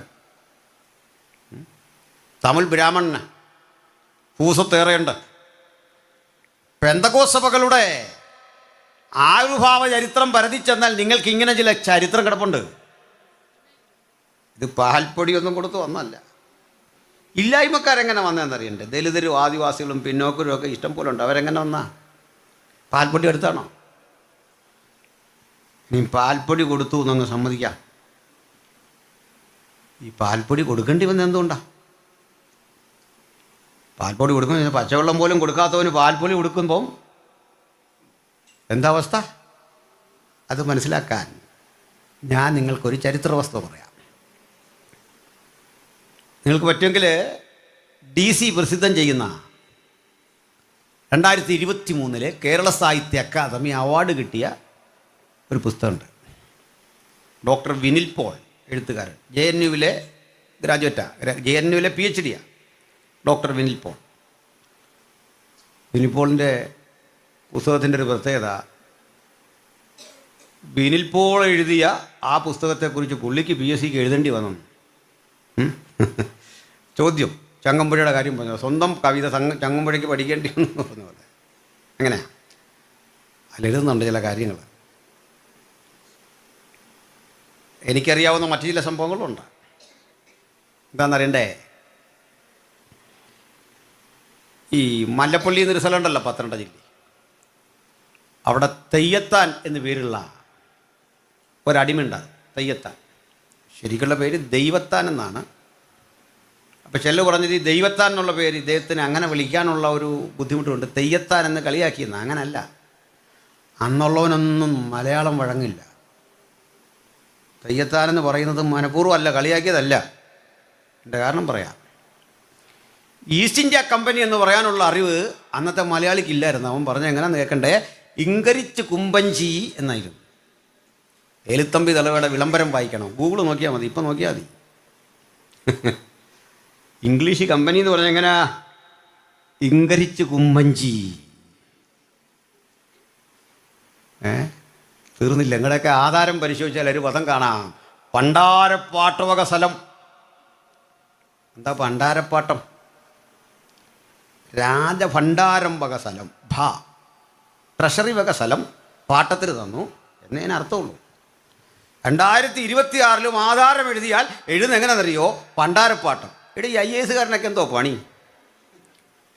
എന്തിനാടാ നീ IAS എടുത്തിട്ട് ആർക്കെങ്കിലും കൊണ്ടുണ്ടോ? കാരണം എന്താ? ഈ പായൊന്ന് മാറ്റി അക്ഷരം പരിഷ്കരിക്കാൻ 2026 കഴിഞ്ഞിട്ടില്ല. എന്നിട്ട് കുറ്റം പറഞ്ഞത് നമ്മളെയാ. മനസ്സിലായില്ലേ? നിങ്ങൾ ആരെയാ കുറ്റം പറയുന്നത് അറിയണ്ടേ? 80 ഇന്ത്യൻ ഭാഷയ്ക്ക് വ്യാകരണം, 125 ഇന്ത്യൻ ഭാഷയ്ക്ക് നിഘണ്ടു ഇതുണ്ടാക്കി കൊടുത്തതേ യേശുവിനെ പ്രസംഗിക്കാൻ ഈ രാജ്യത്ത് വന്ന യേശുവിൻ്റെ അനുഗാമികളായ സുവിശേഷകരാ. അവരുടെ ചങ്കുറപ്പിൻ്റെ ആനുകൂല്യം പറ്റിയ ഓരോ ഇന്ത്യക്കാരനും ജീവിക്കുന്നത് എന്ന തിരിച്ചറിവ് വേണം.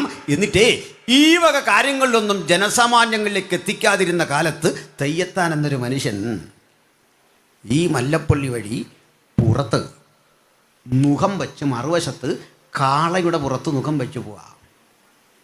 അതിലൊരു മിഷണറി നടന്നു വന്നു, ഹോക്സ്വർത്ത്, ജോൺ ഹോക്സ്വർത്ത്. 1854 സെപ്റ്റംബർ മാസം 10-ാം തീയതി. കാലം കണക്കൊന്നും തെറ്റാൻ പാടില്ല.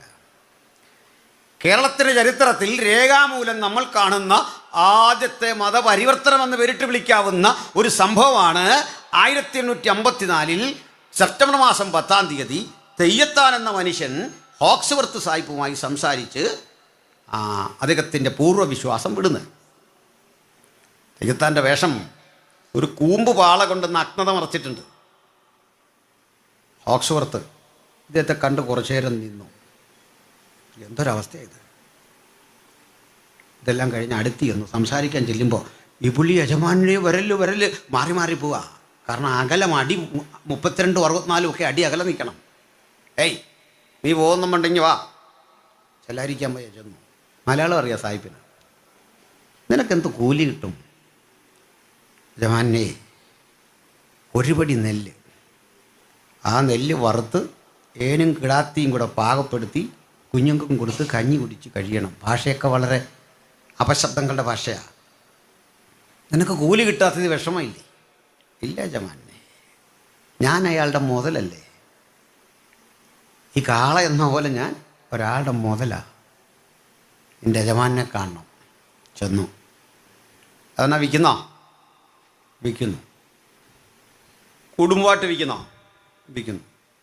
ചോദിച്ച വില കൊടുത്ത് 8 പേരെ വാങ്ങി. 8 പേരെ വാങ്ങിയിട്ട് ജോൺ ഹോക്സ്വർത്ത് തൊട്ടടുത്ത മല്ലപ്പള്ളി ആറ്റിൽ കൊണ്ടുവന്ന് സ്നാനപ്പെടുത്തുകയല്ല ചെയ്തേ. പെട്ടിക്കകത്തുനിന്ന് സോപ്പെടുത്ത് കൊടുത്തിട്ട് പറഞ്ഞ് കുളിക്കാൻ. ഇഞ്ച ചതച്ചും പതപ്പിച്ചും കുളിച്ച് ശീലമുള്ള മനുഷ്യൻ ജീവിതത്തിൽ ആദ്യമായിട്ട് സോപ്പ് കണ്ട എന്നാന്ന്. സുഗന്ധമുള്ള സോപ്പൊക്കെ ഇട്ട് കുളിച്ച് ആൾ പുറത്ത് വരുമ്പോഴേക്ക് മാറുകണക്കിന് നീളമുള്ള തുണിയും വാങ്ങിക്കൊണ്ട് അദ്ദേഹം പറഞ്ഞു കൊടുക്കാൻ പറഞ്ഞു. ഈ തുണി കൊടുത്തപ്പോൾ പറഞ്ഞു, യജമാനെ ഇത് കൊടുക്കാൻ പറ്റില്ല, ആളിന് പ്രശ്നം ഉണ്ടാക്കും. എടാ, നീ ഇന്ന് മുതൽ നിന്നെ ഞാൻ ആ വിലയ്ക്ക് മേടിച്ച നീ എന്ത് കഴിക്കണം എന്ത് ധരിക്കണമെന്ന് എനിക്ക് തീരുമാനിക്കത്തില്ലേ? അത്രേ ഉള്ളൂ. ചോദിച്ചോട്ട് ഞാൻ പറയാം. പിറ്റേന്നും സ്നാനപ്പെടുത്തിയില്ല. തിരുവല്ലയിലെ മിഷൻ കേന്ദ്രത്തിൽ കൊണ്ടുവന്ന് ഒറ്റ വർഷം പഠിപ്പിച്ചു. ബൈബിള് വായിക്കാൻ, പാഠപുസ്തകം വായിക്കാൻ, പാടാൻ ഒക്കെ പഠിപ്പിച്ചിട്ട് ലണ്ടനിലെ മിഷൻ സൊസൈറ്റി പ്രസിദ്ധീകരിക്കുന്ന 75 ചോദ്യങ്ങളുണ്ട്. ദൈവം ആര്, മനുഷ്യനാര്, നിത്യത എന്ത്, 1000 ആണ്ട് വായിച്ച എന്ത്, ഇത് തെയ്യത്താനും കുടുംബവും ചേർന്ന 8 പേരും പഠിച്ചു. അവർക്ക് പിന്നെ ആ സ്നാനം കൊടുക്കുന്നത്. നാട്ടുകാരെന്താ മനസ്സിലാക്കി, ഒരുത്തൻ ഇന്ന് രാത്രി വന്നാൽ നാളെ രാവിലെ മുക്കി പൊക്കൂല. ഇതിന് ചട്ടവും നടപടിക്രമവും ഒക്കെ ഉണ്ട്. അല്ലെങ്കിൽ ഇന്ന് കൈപൊക്കിയ ഒരാളെ IPCയിലെ പാഷൊന്ന് മുക്കി നോക്കിയ പണി കിട്ടും. വിശ്വാസി സമ്മതിക്കുകയല്ലോ. ഞങ്ങൾക്ക് അടുക്കും ചിട്ടയൊന്നുമില്ലെന്നാണോ നിങ്ങൾ മനസ്സിലാക്കിയത്? ഓടിച്ചാടിന്ന് മുക്കി നോക്കി നടക്കില്ല. കാരണം ഇരട്ടി നരകയോഗ്യരാകി അവൻ പോകരുതെന്ന നിബന്ധന കൊണ്ട് ഞങ്ങൾക്ക് ചട്ടങ്ങളുണ്ട്, പ്രമാണങ്ങളുണ്ട്. അവൻ പഠിക്കേണ്ട കാര്യമുണ്ട്. അവനെ മനുഷ്യനാക്കി എടുക്കേണ്ട ഉത്തരവാദിത്തമുണ്ട്. അവൻ പുകവലിക്കരുത്, മദ്യപാനം നടത്തരുത്, ദുശീലങ്ങളിൽ നിന്ന് മാറി നിൽക്കണം. ഇങ്ങനെ ഒട്ടേറെ പ്രതിബന്ധങ്ങളെ ധരണം ചെയ്താണ് അവൻ്റെ മനുഷ്യത്വത്തിലേക്ക് അവൻ വളരേണ്ടത്. അവനെ മനുഷ്യനാക്കുക ആദ്യത്തെ പ്രക്രിയ. അതാ നമ്മുടെ ജോലി. അവനെ ക്രിസ്ത്യാനിയാക്കേണ്ടത് നമ്മളല്ല, അത് ദൈവത്തിൻ്റെ പരിശുദ്ധാത്മാവാണ്. അവനെ മനുഷ്യനാക്കുക. ഹല്ലേലൂയ. ഇനിയുണ്ട് ഒരു കഥ കൂടി. ഭഗവാനെ, ഏറ്റവും അധികം വില അടിമയ്ക്ക് കിട്ടുന്ന സ്ഥലം മല്ലപ്പള്ളി ചന്തയായിരുന്നു. 21 രൂപ. അങ്ങകലെ നാഗമ്പടത്തുണ്ട്, ചങ്ങനാശ്ശേരി ചന്തയിലുണ്ട്. അവിടെ നിന്നൊക്കെ ഇവിടുന്ന് ആലപ്പുഴ വഴി വണ്ടിയിൽ കയറ്റി അങ്ങകലെ കണ്ണൂർ കൊണ്ട് വിൽക്കാൻ പോയപ്പോൾ തോമസ് ബാബർ എന്നറിയപ്പെടുന്ന ഒരു സായിപ്പ് വഴി തടഞ്ഞ് ആളുകളെ രക്ഷപ്പെടുത്തി വിട്ട കഥകളൊക്കെ ഉണ്ട്. അതെല്ലാം വിൽപോണ്ട പുസ്തകത്തിലുണ്ട്, വായിക്കണം. കഥകളുടെ ചരിത്രമാണ്, ഹിസ്റ്ററിയാണ്. വെറുതെ എഴുതാൻ പറ്റില്ല. അതിന് കേരള സാഹിത്യ അക്കാദമി ഗവൺമെൻറ്റാണ് കൊടുത്തേ. ഈ പുസ്തകത്തിലൊക്കെയുള്ള ന്യായങ്ങളെയും വാദങ്ങളെയും കണ്ണിച്ചിട്ട് വേണം നിങ്ങൾ വാക്കുകൾ മുമ്പോട്ട് പറയാൻ. ഒരു സംഭവം കേട്ടാൽ ഭയങ്കര വേദന വരും. ഒരു സ്ത്രീ 1-1.5-2 വയസ്സുള്ള ഒരു കുഞ്ഞ്, അതിൻ്റെ മൂത്തത് 6-7 വയസ്സുള്ളൊരു പയ്യൻ. ഒരു ദിവസം അറിയുന്നു ഈ സ്ത്രീയെ വിൽക്കുക എന്ന് പറഞ്ഞാൽ അത്രേ ഉള്ളൂ. യജമാനൻ വിൽക്കുക. ഈ കുഞ്ഞിൻ്റെ പ്രായം ഓർക്കണം. ഭർത്താവ് ജോലിക്ക് പോകണം, അയാൾ അടിമയാണ്. ഭർത്താവിനെ വിൽക്കുന്നില്ല, ഭാര്യയെ വിൽക്കുക. അന്ന് അമ്മ കുഞ്ഞിനെ കുളിപ്പിച്ച് വൃത്തിയാക്കി, മൂത്ത ആളിനെ കുളിപ്പിച്ച് വൃത്തിയാക്കി, ഉള്ള ഭക്ഷണമൊക്കെ കൊടുത്ത് മൂത്ത ആളിനെ ചേർത്ത് പിടിച്ച് ഉമ്മ കൊടുത്തിട്ട് പറയുക, കുഞ്ഞുവാവെ നോക്കണം, കുഞ്ഞുവാവെ നോക്കണം. അമ്മ പോവാ. എവിടേക്കാ? 7 വയസ്സുണ്ട്, അവന് വകതിരിവുണ്ട്. അവന് പാല് കുട്ടി, ഇളയ കുഞ്ഞിന് പാല് സമൃദ്ധിയായിട്ട് കുടിച്ചിട്ടും അമ്മയ്ക്ക് മതി വരുന്നില്ല. വീണ്ടും വീണ്ടും പാല് കൊടുക്കുക. ഒടുക്കം വിളിച്ചുകൊണ്ട് പോകുമ്പോൾ കുഞ്ഞുങ്ങളിങ്ങനെ നടക്കുക പുറകെ. ചങ്ങനാശ്ശേരി ചന്തയിൽ വിൽപ്പനയ്ക്ക് കൊണ്ട് വെക്കുമ്പോൾ വില കൂടിക്കൊണ്ടിരിക്കുമ്പോൾ അപ്പുറത്ത് നിൽക്കുക 2 കുഞ്ഞുങ്ങൾ. കെട്ടിയവനും ഇങ്ങനെ ആകാംക്ഷയോടെ നിൽക്കുക, എന്ത് സംഭവിക്കും നോക്കി നിൽക്കുക. പോകും വഴിക്ക് അമ്മയുടെ വേദന എന്താണെന്നറിയണ്ടേ? ഈ പയ്യനെ വിൽക്കും മറ്റൊരു സ്ഥലത്തേക്ക്, ഈ പെണ്ണിനെ വിൽക്കും വേറൊരു സ്ഥലത്തേക്ക്. കാലമേറെ കഴിഞ്ഞ് ഇവനൊരു ഭാര്യയെ വേണമെങ്കിൽ അത് തീരുമാനിക്കുന്നത് യജമാനനാ. ഈ സ്വന്തം പെങ്ങൾ തന്നെ കറങ്ങിത്തിരിഞ്ഞ് ഭാര്യയായി വന്നുകൂടായികയില്ല. അതുകൊണ്ട് അവർ വരാതിരിക്കാൻ ഇവർക്ക് പേരും വിലാസങ്ങളും ഒക്കെ രഹസ്യത്തിൽ പറഞ്ഞൊരു കോഡ് ഭാഷ വഴി പകർന്ന് വേർപിരിയ. ഇത് കണ്ട് ഹെൻറി ബേക്കർ ജൂനിയർ എന്ന മിഷണറി ചങ്ങനാശ്ശേരി ചന്തയിൽ വരുമ്പോൾ ഇതാ സ്ഥിതി. അദ്ദേഹം ചോദിച്ചു വന്നപ്പോൾ ഈ സ്ത്രീയെ വിൽക്കാൻ പോകുന്ന മനുഷ്യനോട് ഇരട്ടി തുക പറഞ്ഞു. ഇനി തരാൻ പറഞ്ഞു. മേടിച്ചു. ഈ കുടുംബത്തെ മുഴുവൻ വിലയ്ക്ക് വാങ്ങിയിട്ട് പറഞ്ഞു, നിങ്ങൾ ഇന്ന് എൻ്റെ സ്വന്തമാണ്. മനസ്സിലായില്ലേ? ഓഹോ, ആരും തൊടുകയില്ല. ഇങ്ങനെ പറഞ്ഞ് ഉറപ്പ് കൊടുത്തവനൊപ്പം പാവങ്ങൾ നിന്നതേ പാൽപ്പൊടിയുടെ ബലത്തിലല്ല, അനുഭവങ്ങളുടെ ബലത്തിലാ. ഇത്തരം അതിസാധാരണക്കാരുടെ മാർഗമാ യേശുവിൻ്റെ മാർഗം. ഹല്ലേലൂയ. അതുകൊണ്ട് യേശുവിനെ സ്വീകരിക്കാനും പ്രസംഗിക്കാനുമുള്ള സുവിശേഷം ഉലകത്തോട് പറയുമ്പോഴേ അതിൻ്റെ പിന്നിൽ വികാരവായ്പിൻ്റെ 100 കഥകളുണ്ട്. അതുകൊണ്ട് ഇല്ലായ്മയിലും വേദനയിലും കഷ്ടതയിലും ഈ വിശുദ്ധ ഗ്രന്ഥം ചുമലിലെത്തിക്കൊണ്ട് ഞങ്ങൾ പറയും, ക്രൂശ് ചുമന്നതാ ഈ പ്രിയപ്പെട്ട രൂപോസിന്റെ അപ്പന്റെ ആ ശിമോന്റെ ഭാഗ്യമെങ്കിൽ ഈ രാത്രി ക്രൂശ് ചുമക്കാൻ നെഞ്ചുറപ്പുള്ള ചിലരെ അകത്തും പുറത്തുമായി ദൈവത്തിന്റെ പരിശുദ്ധാത്മാവ് തിരയുമ്പോൾ നിത്യതയിലെ മഹാപ്രതിഫലം വീതിക്കുന്ന ഒരു നാളിൽ വരുന്നുണ്ട്. ജോൺ ഹോക്സ്വർത്തിനൊരു പ്രതിഫലം, ഈ പറയപ്പെട്ട ഹെൻറി ബേക്കറിനൊരു പ്രതിഫലം പോലെ ഞാനും നിങ്ങളും ചില കെട്ടുകളെ അടിക്കുന്ന പ്രവൃത്തിയാ യേശുവിൻ്റെ സുവിശേഷം. അതുകൊണ്ട് തീവ്രമായ അനുഭവത്തിൽ വിവിധ ഇടങ്ങളിൽ ഇങ്ങനെ മുറ്റം തിരഞ്ഞെടുത്തും പൊതുസ്ഥലം തിരഞ്ഞെടുത്തും ആൽത്തറകൾ തിരഞ്ഞെടുത്തും ബസ് സ്റ്റാൻഡ് തിരഞ്ഞെടുത്തും യേശുവിനെ കുറിച്ച് പ്രസംഗിക്കുമ്പോഴൊക്കെ ദൈവത്തിൻ്റെ വൃത്തം മനസ്സിലാക്കിക്കൊള്ളണം. നാം ചില കെട്ടുകളെ പൊട്ടിച്ച് ദേശത്തുള്ള ജനത്തെ അടിമുഖത്തു നിന്ന് പുറത്തുവിടുവിക്കും അത്ഭുത പ്രവൃത്തിയുടെ പേരാ സുവിശേഷം. ആ സുവിശേഷം ഒരു കാര്യം ഉറപ്പു പറയുന്നു, ഏത് ഇരുട്ടിന്റെ നിഗൂഢതയിലും നാളെയും ഇവിടെ വിൽക്കലും വാങ്ങലും ഉണ്ടാകും, വ്യവഹാരങ്ങൾ ശക്തിപ്പെടും. അങ്ങനെയുള്ള പ്രതീക്ഷകളുടെ അനുഭവങ്ങൾ പൂവണിയട്ടെ. അതിനുവേണ്ടി നമുക്ക് സമർപ്പിതരാകാം. ഞാൻ ഒരു വാക്കുകൂടി പറഞ്ഞ് അവസാനിപ്പിക്കുന്നു. സഹോദരേ, ഇന്ന് നമ്മളെ ഈ ഇസ്രയേലിൽ ചെന്നാൽ പല സ്ഥലങ്ങളിലൂടെ ഇങ്ങനെ പോവാം. അവിടെ ഇപ്പോഴും ഓരോ ഗോത്രത്തിൻ്റെ അവകാശഭൂമി വേർതിരിച്ചിട്ടുണ്ട്. ഇപ്പോഴും അവിടെ ഈ സിംഹത്തിൻ്റെ ചില ചിത്രങ്ങൾ ഒരുതരം ഇരുമ്പ് ഗർഡറിൽ ഇങ്ങനെ വെൽഡ് ചെയ്ത് വെച്ചിട്ടുണ്ട്, ഭയങ്കര വലിപ്പത്തിൽ. ഈ ബിൽഡിങ്ങിൻ്റെ ഒക്കെ വലിപ്പം അതിലും കാണും. അറിയാൻ പാടില്ലാത്ത ആളുകൾക്ക് ഇതെന്തിനാ ഈ സിംഹത്തെ വരച്ച് വെച്ചേക്കുന്നത്? ഇത് യഹൂദ ഗോത്രത്തിൻ്റെ അവകാശഭൂമി. ചെന്നായുണ്ടപ്പുറത്ത് ബെന്യാമീൻ്റെ അവകാശഭൂമി, കഴുതയുണ്ടപ്പുറത്ത് ഇസാക്കാർ ഗോത്രത്തിൻ്റെ അവകാശഭൂമി. അതെല്ലാം അവിടെ റെഡിയാക്കിയിട്ടിരിക്കുക. ഈ യാത്രകളൊക്കെ ചെയ്തു വരുമ്പോൾ ഒരു കാഴ്ച കാണാം. ഫലസമൃദ്ധി കൊണ്ട് അലങ്കരിക്കപ്പെട്ട് കിടക്കുന്ന കുറേ സ്ഥലങ്ങൾ. എന്താ പഴങ്ങളുടെയൊക്കെ ക്വാളിറ്റി, നിറം തന്നെ എന്താ! ആ കാഴ്ച കണ്ട് പോകുമ്പോൾ നമ്മളെ അത്ഭുതപ്പെടുന്നൊരു നെയിം ബോർഡ് കാണാം, അനാദോത്ത്. എന്താണെന്നറിയണ്ടേ? ഹനമയിലിൻ്റെ പക്കൽ നിന്ന് പണ്ടേ ഇരമ്യാവ് വിലയ്ക്ക് വാങ്ങിയ ഭൂമിയാ ഫലസമൃദ്ധിയിൽ അവിടെ കിടക്കുന്നത്. എന്താ മനസ്സിലായി? ആയിരത്താണ്ട് മുമ്പ് വാഗ്ദത്തം പറഞ്ഞവൻ ദൈവമെങ്കിൽ കാലമെത്ര കഴിഞ്ഞാലും അത് പുഷ്പിച്ച് പുഷ്കലമായി നിൽക്കുന്ന കാഴ്ച, അത് വാഗ്ദത്തം തന്നവൻ്റെ സവിശേഷതയെങ്കിൽ ഇന്നിവിടം വിട്ട് പിരിയുമ്പോൾ ദൂത് പ്രാപിച്ചവർ, ദൈവത്തിൻ്റെ നിയോഗം പ്രാപിച്ചവർ, ആലോചന കെട്ടവർ ഒന്ന് ഉറപ്പിച്ചേ പോകാവൂ. കാലമെത്ര കഴിഞ്ഞാലും എൻ്റെ വാഗ്ദത്തങ്ങൾ എനിക്ക് വേണ്ടി തുടിക്കും. ദർശനത്തിന് അവധി വെച്ചിരിക്കുന്നു, അത് സമാപ്തിയിലേക്ക് വരാൻ ബന്ധപ്പെടുന്നു, അത് വരും നിശ്ചയം. അതിനുവേണ്ടി കാത്തിരുന്നു കൊള്ളണം.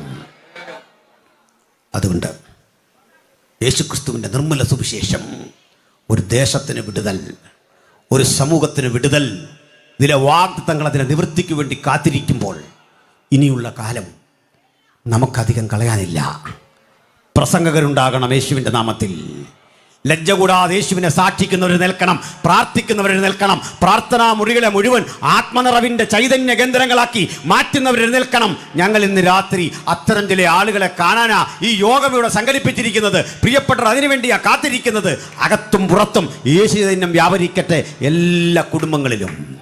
ആ കുടുംബത്തിൽ വെളിച്ചം വസിക്കട്ടെ, ക്രിസ്തു ചൈതന്യം വ്യാപരിക്കട്ടെ. പ്രാർത്ഥിച്ചവസാനിപ്പിക്കുമ്പോൾ കേട്ട വചനത്തിൻ്റെ അടിസ്ഥാനത്തിൽ ആ യേശുവിനെ, ആ യേശു സാന്നിധ്യത്തെ എനിക്ക് ആവശ്യമുണ്ടെന്ന തിരിച്ചറിവിൽ ആർക്ക് തങ്ങളെ തന്നെ സമർപ്പിക്കാം. അങ്ങനെ പുറത്തുള്ള ആരെങ്കിലും ഒരാൾ യേശുവിനെ കർത്താവായി ഹൃദയത്തിൽ സ്വീകരിച്ചാൽ ഒന്നുറപ്പ്, തകർന്നടിഞ്ഞ ജീവിതത്തിൻ്റെ ശൂന്യതകളിൽ നിന്ന്, ഏത് തകർച്ചയുടെ നടുവിൽ നിന്നും, പ്രിയപ്പെട്ടവർ മദ്യത്തിൻ്റെ, മയക്കുമരുന്നുകളുടെ, ജീവിത നിരാശകളുടെ, കോടതി വ്യവഹാരങ്ങളുടെ, പോലീസ് കേസുകളുടെ, പരാജയബോധങ്ങളുടെ ആഴത്തിലാകാം. പക്ഷെ വചനം പറയുന്നു, വീണ്ടും ഇവിടം തളിർക്കും, വീണ്ടും ഇവിടെ പുഷ്പിക്കും. ഇതുവരെ കാണാത്ത അനുഭവത്തിലൂടെ ദൈവം നിങ്ങളെ നയിക്കും. വിശ്വസിക്കുന്ന പ്രിയപ്പെട്ടവരെ ഓർത്ത് ഞാൻ ദൈവത്തെ സ്തുതിക്കുന്നു. ഈ ദേശം ആ ഒരു അനുഭവത്തിലേക്ക് വരാൻ ഈ രാത്രി കേട്ട വചനം വെളിച്ചമായി തീരട്ടെ. ധൈര്യത്തോടെ ദൈവത്തിൻ്റെ സന്നിധിയിൽ വരാൻ നിങ്ങൾക്ക് കഴിയുമെങ്കിൽ, ഞങ്ങൾ നിങ്ങളെ കാണുന്നില്ല, പക്ഷെ നിങ്ങൾ പ്രാർത്ഥനയ്ക്കൊരുങ്ങി ഞങ്ങൾക്കൊപ്പം. ഹല്ലേലൂയ. ഒപ്പം ഇവിടെ വന്നവരിൽ കർത്താവിന് വേണ്ടി പ്രസംഗിക്കാൻ, പാടാൻ, നിൽക്കാൻ അങ്ങനെ ചെയ്യുന്നവരുണ്ട്. അവർക്ക് വേണ്ടി ഞങ്ങൾ പ്രാർത്ഥിക്കാൻ പോകുക.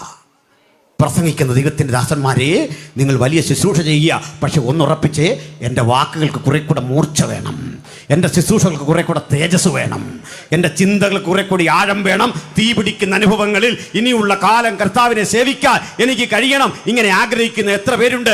എത്ര പേർ പുതുതായി കർത്താവിൻ്റെ മഹത്തരമായ വേലയിൽ എനിക്കൊന്ന് ജ്വലിക്കണം, ഈ അനുഭവത്തിൽ ആരുണ്ട്? അവർക്കും കരമുയർത്താം. ഞങ്ങൾ പ്രാർത്ഥിക്കാൻ പോകുകയാണ്. ഏതെങ്കിലും ഒരു അനുഭവത്തിൽ എനിക്ക് വേണ്ടി പ്രാർത്ഥിക്കണമെന്ന് ആഗ്രഹിക്കുന്ന ആരുണ്ട്? അവർക്ക് കരമുയർത്താം. ഈ രാത്രി ഉയർത്തപ്പെട്ട കരങ്ങളെ കർത്താവ് മാനിക്കട്ടെ. ജീവിത വ്യതകളിൽ, ഭാരങ്ങളിൽ, ഏതെങ്കിലും വിഷയങ്ങളിൽ ഈ ദൂത് സ്പർശിച്ചവരുണ്ടെങ്കിൽ കരമുയർത്താം. ഞങ്ങൾ നിങ്ങൾക്കായി പ്രാർത്ഥിക്കാൻ പോകുക. കരങ്ങളെ താഴ്ത്തിയിട്ട്, പരിശുദ്ധനെ, കേട്ട വചനത്തിനായി സ്തോത്രം. അവകാശ ഭൂമികളെ ഞങ്ങളുടെ പക്കൽ നിന്ന് തെറിപ്പിച്ച് കളഞ്ഞ് ന്യായമായി കിട്ടേണ്ട ഓഹരിയും പങ്കുമൊക്കെ തകർത്ത് ശൂന്യതയുടെ മണ്ഡലത്തിലേക്ക് തള്ളിവിടാൻ ദുഷ്ടൻ ശ്രമിക്കുമ്പോൾ ഒരു തിരിച്ചുവരവുണ്ട്, ഒരു മടങ്ങി വരവുണ്ട്. ആ ആലോചനകളിലൂടെ ഞങ്ങൾ നിന്നിലേക്ക് സ്പർശിക്കുന്നു. ഈ രാത്രി കേട്ട വചനം ജനത്തിന് വിടുതലാകണം, ദൈവമക്കൾക്ക് വിടുതലാകണം. ഈ കേട്ട വചനം രോഗശാന്തിയാകണം. നാളുകളായി ശ്വാസ തടസ്സങ്ങളാൽ ബുദ്ധിമുട്ടുന്നവർ, രക്തസംക്രമണത്തിൻ്റെ കൃത്യതയില്ലാതെ ഭാരപ്പെടുന്നവർ, ബ്ലോക്കുകൾ രൂപപ്പെട്ടവർ, ജീവിതത്തിൽ പതിവ് വിധത്തിൽ വേദനിക്കുന്നവർ, കീമോ ഡോക്ടർ നിർദ്ദേശിച്ചവർ, ഏത് രോഗത്തെ സൗഖ്യമാക്കുന്ന നസ്രായന്റെ കരം ഈ രാത്രി സ്പർശിക്കട്ടെ. അവന്റെ പുത്രനായ യേശുവിന്റെ രക്തം സകല പാപവും പോക്കി ശുദ്ധീകരിക്കട്ടെ. മനോനില തെറ്റിയവർ, മാനസികമായി തകർന്നവർ, ആത്മഹത്യയുടെ മുനമ്പത്ത് നിൽക്കുന്നവർ, അകത്തും പുറത്തും ആരുണ്ട്? കർത്താവ് തൊടണമേ, കർത്താവ് ബലപ്പെടുത്തണമേ, ശക്തിപ്പെടുത്തണമേ. ഈ ദിവസം മറക്കാനാവാത്ത വിധത്തിൽ അവരെ അനുഗ്രഹിച്ച് ആനയിക്കണം. ഇതിനുവേണ്ടി അവസരമൊരുക്കിയ ഭവനത്തിനായി സ്തോത്രം. ഇവിടെയുള്ള എളിയ ദൈവസഭയ്ക്കായി സ്തോത്രം. കർത്താവേ, ഇതിൻ്റെ പിന്നിൽ പണിയെടുത്തവരെ, പ്രാർത്ഥിച്ചവരെ, ചിലവിട്ടവരെ ഒക്കെ ഓർത്ത് ഞങ്ങൾ തിരുനാമത്തിൽ അനുഗ്രഹിച്ച് പ്രാർത്ഥിക്കുന്നു. പ്രാർത്ഥനയിട്ടതിനായി സ്തോത്രം. യേശു ക്രിസ്തുവിൻ വലിയ നാമത്തിൽ തന്നെ ആമേൻ.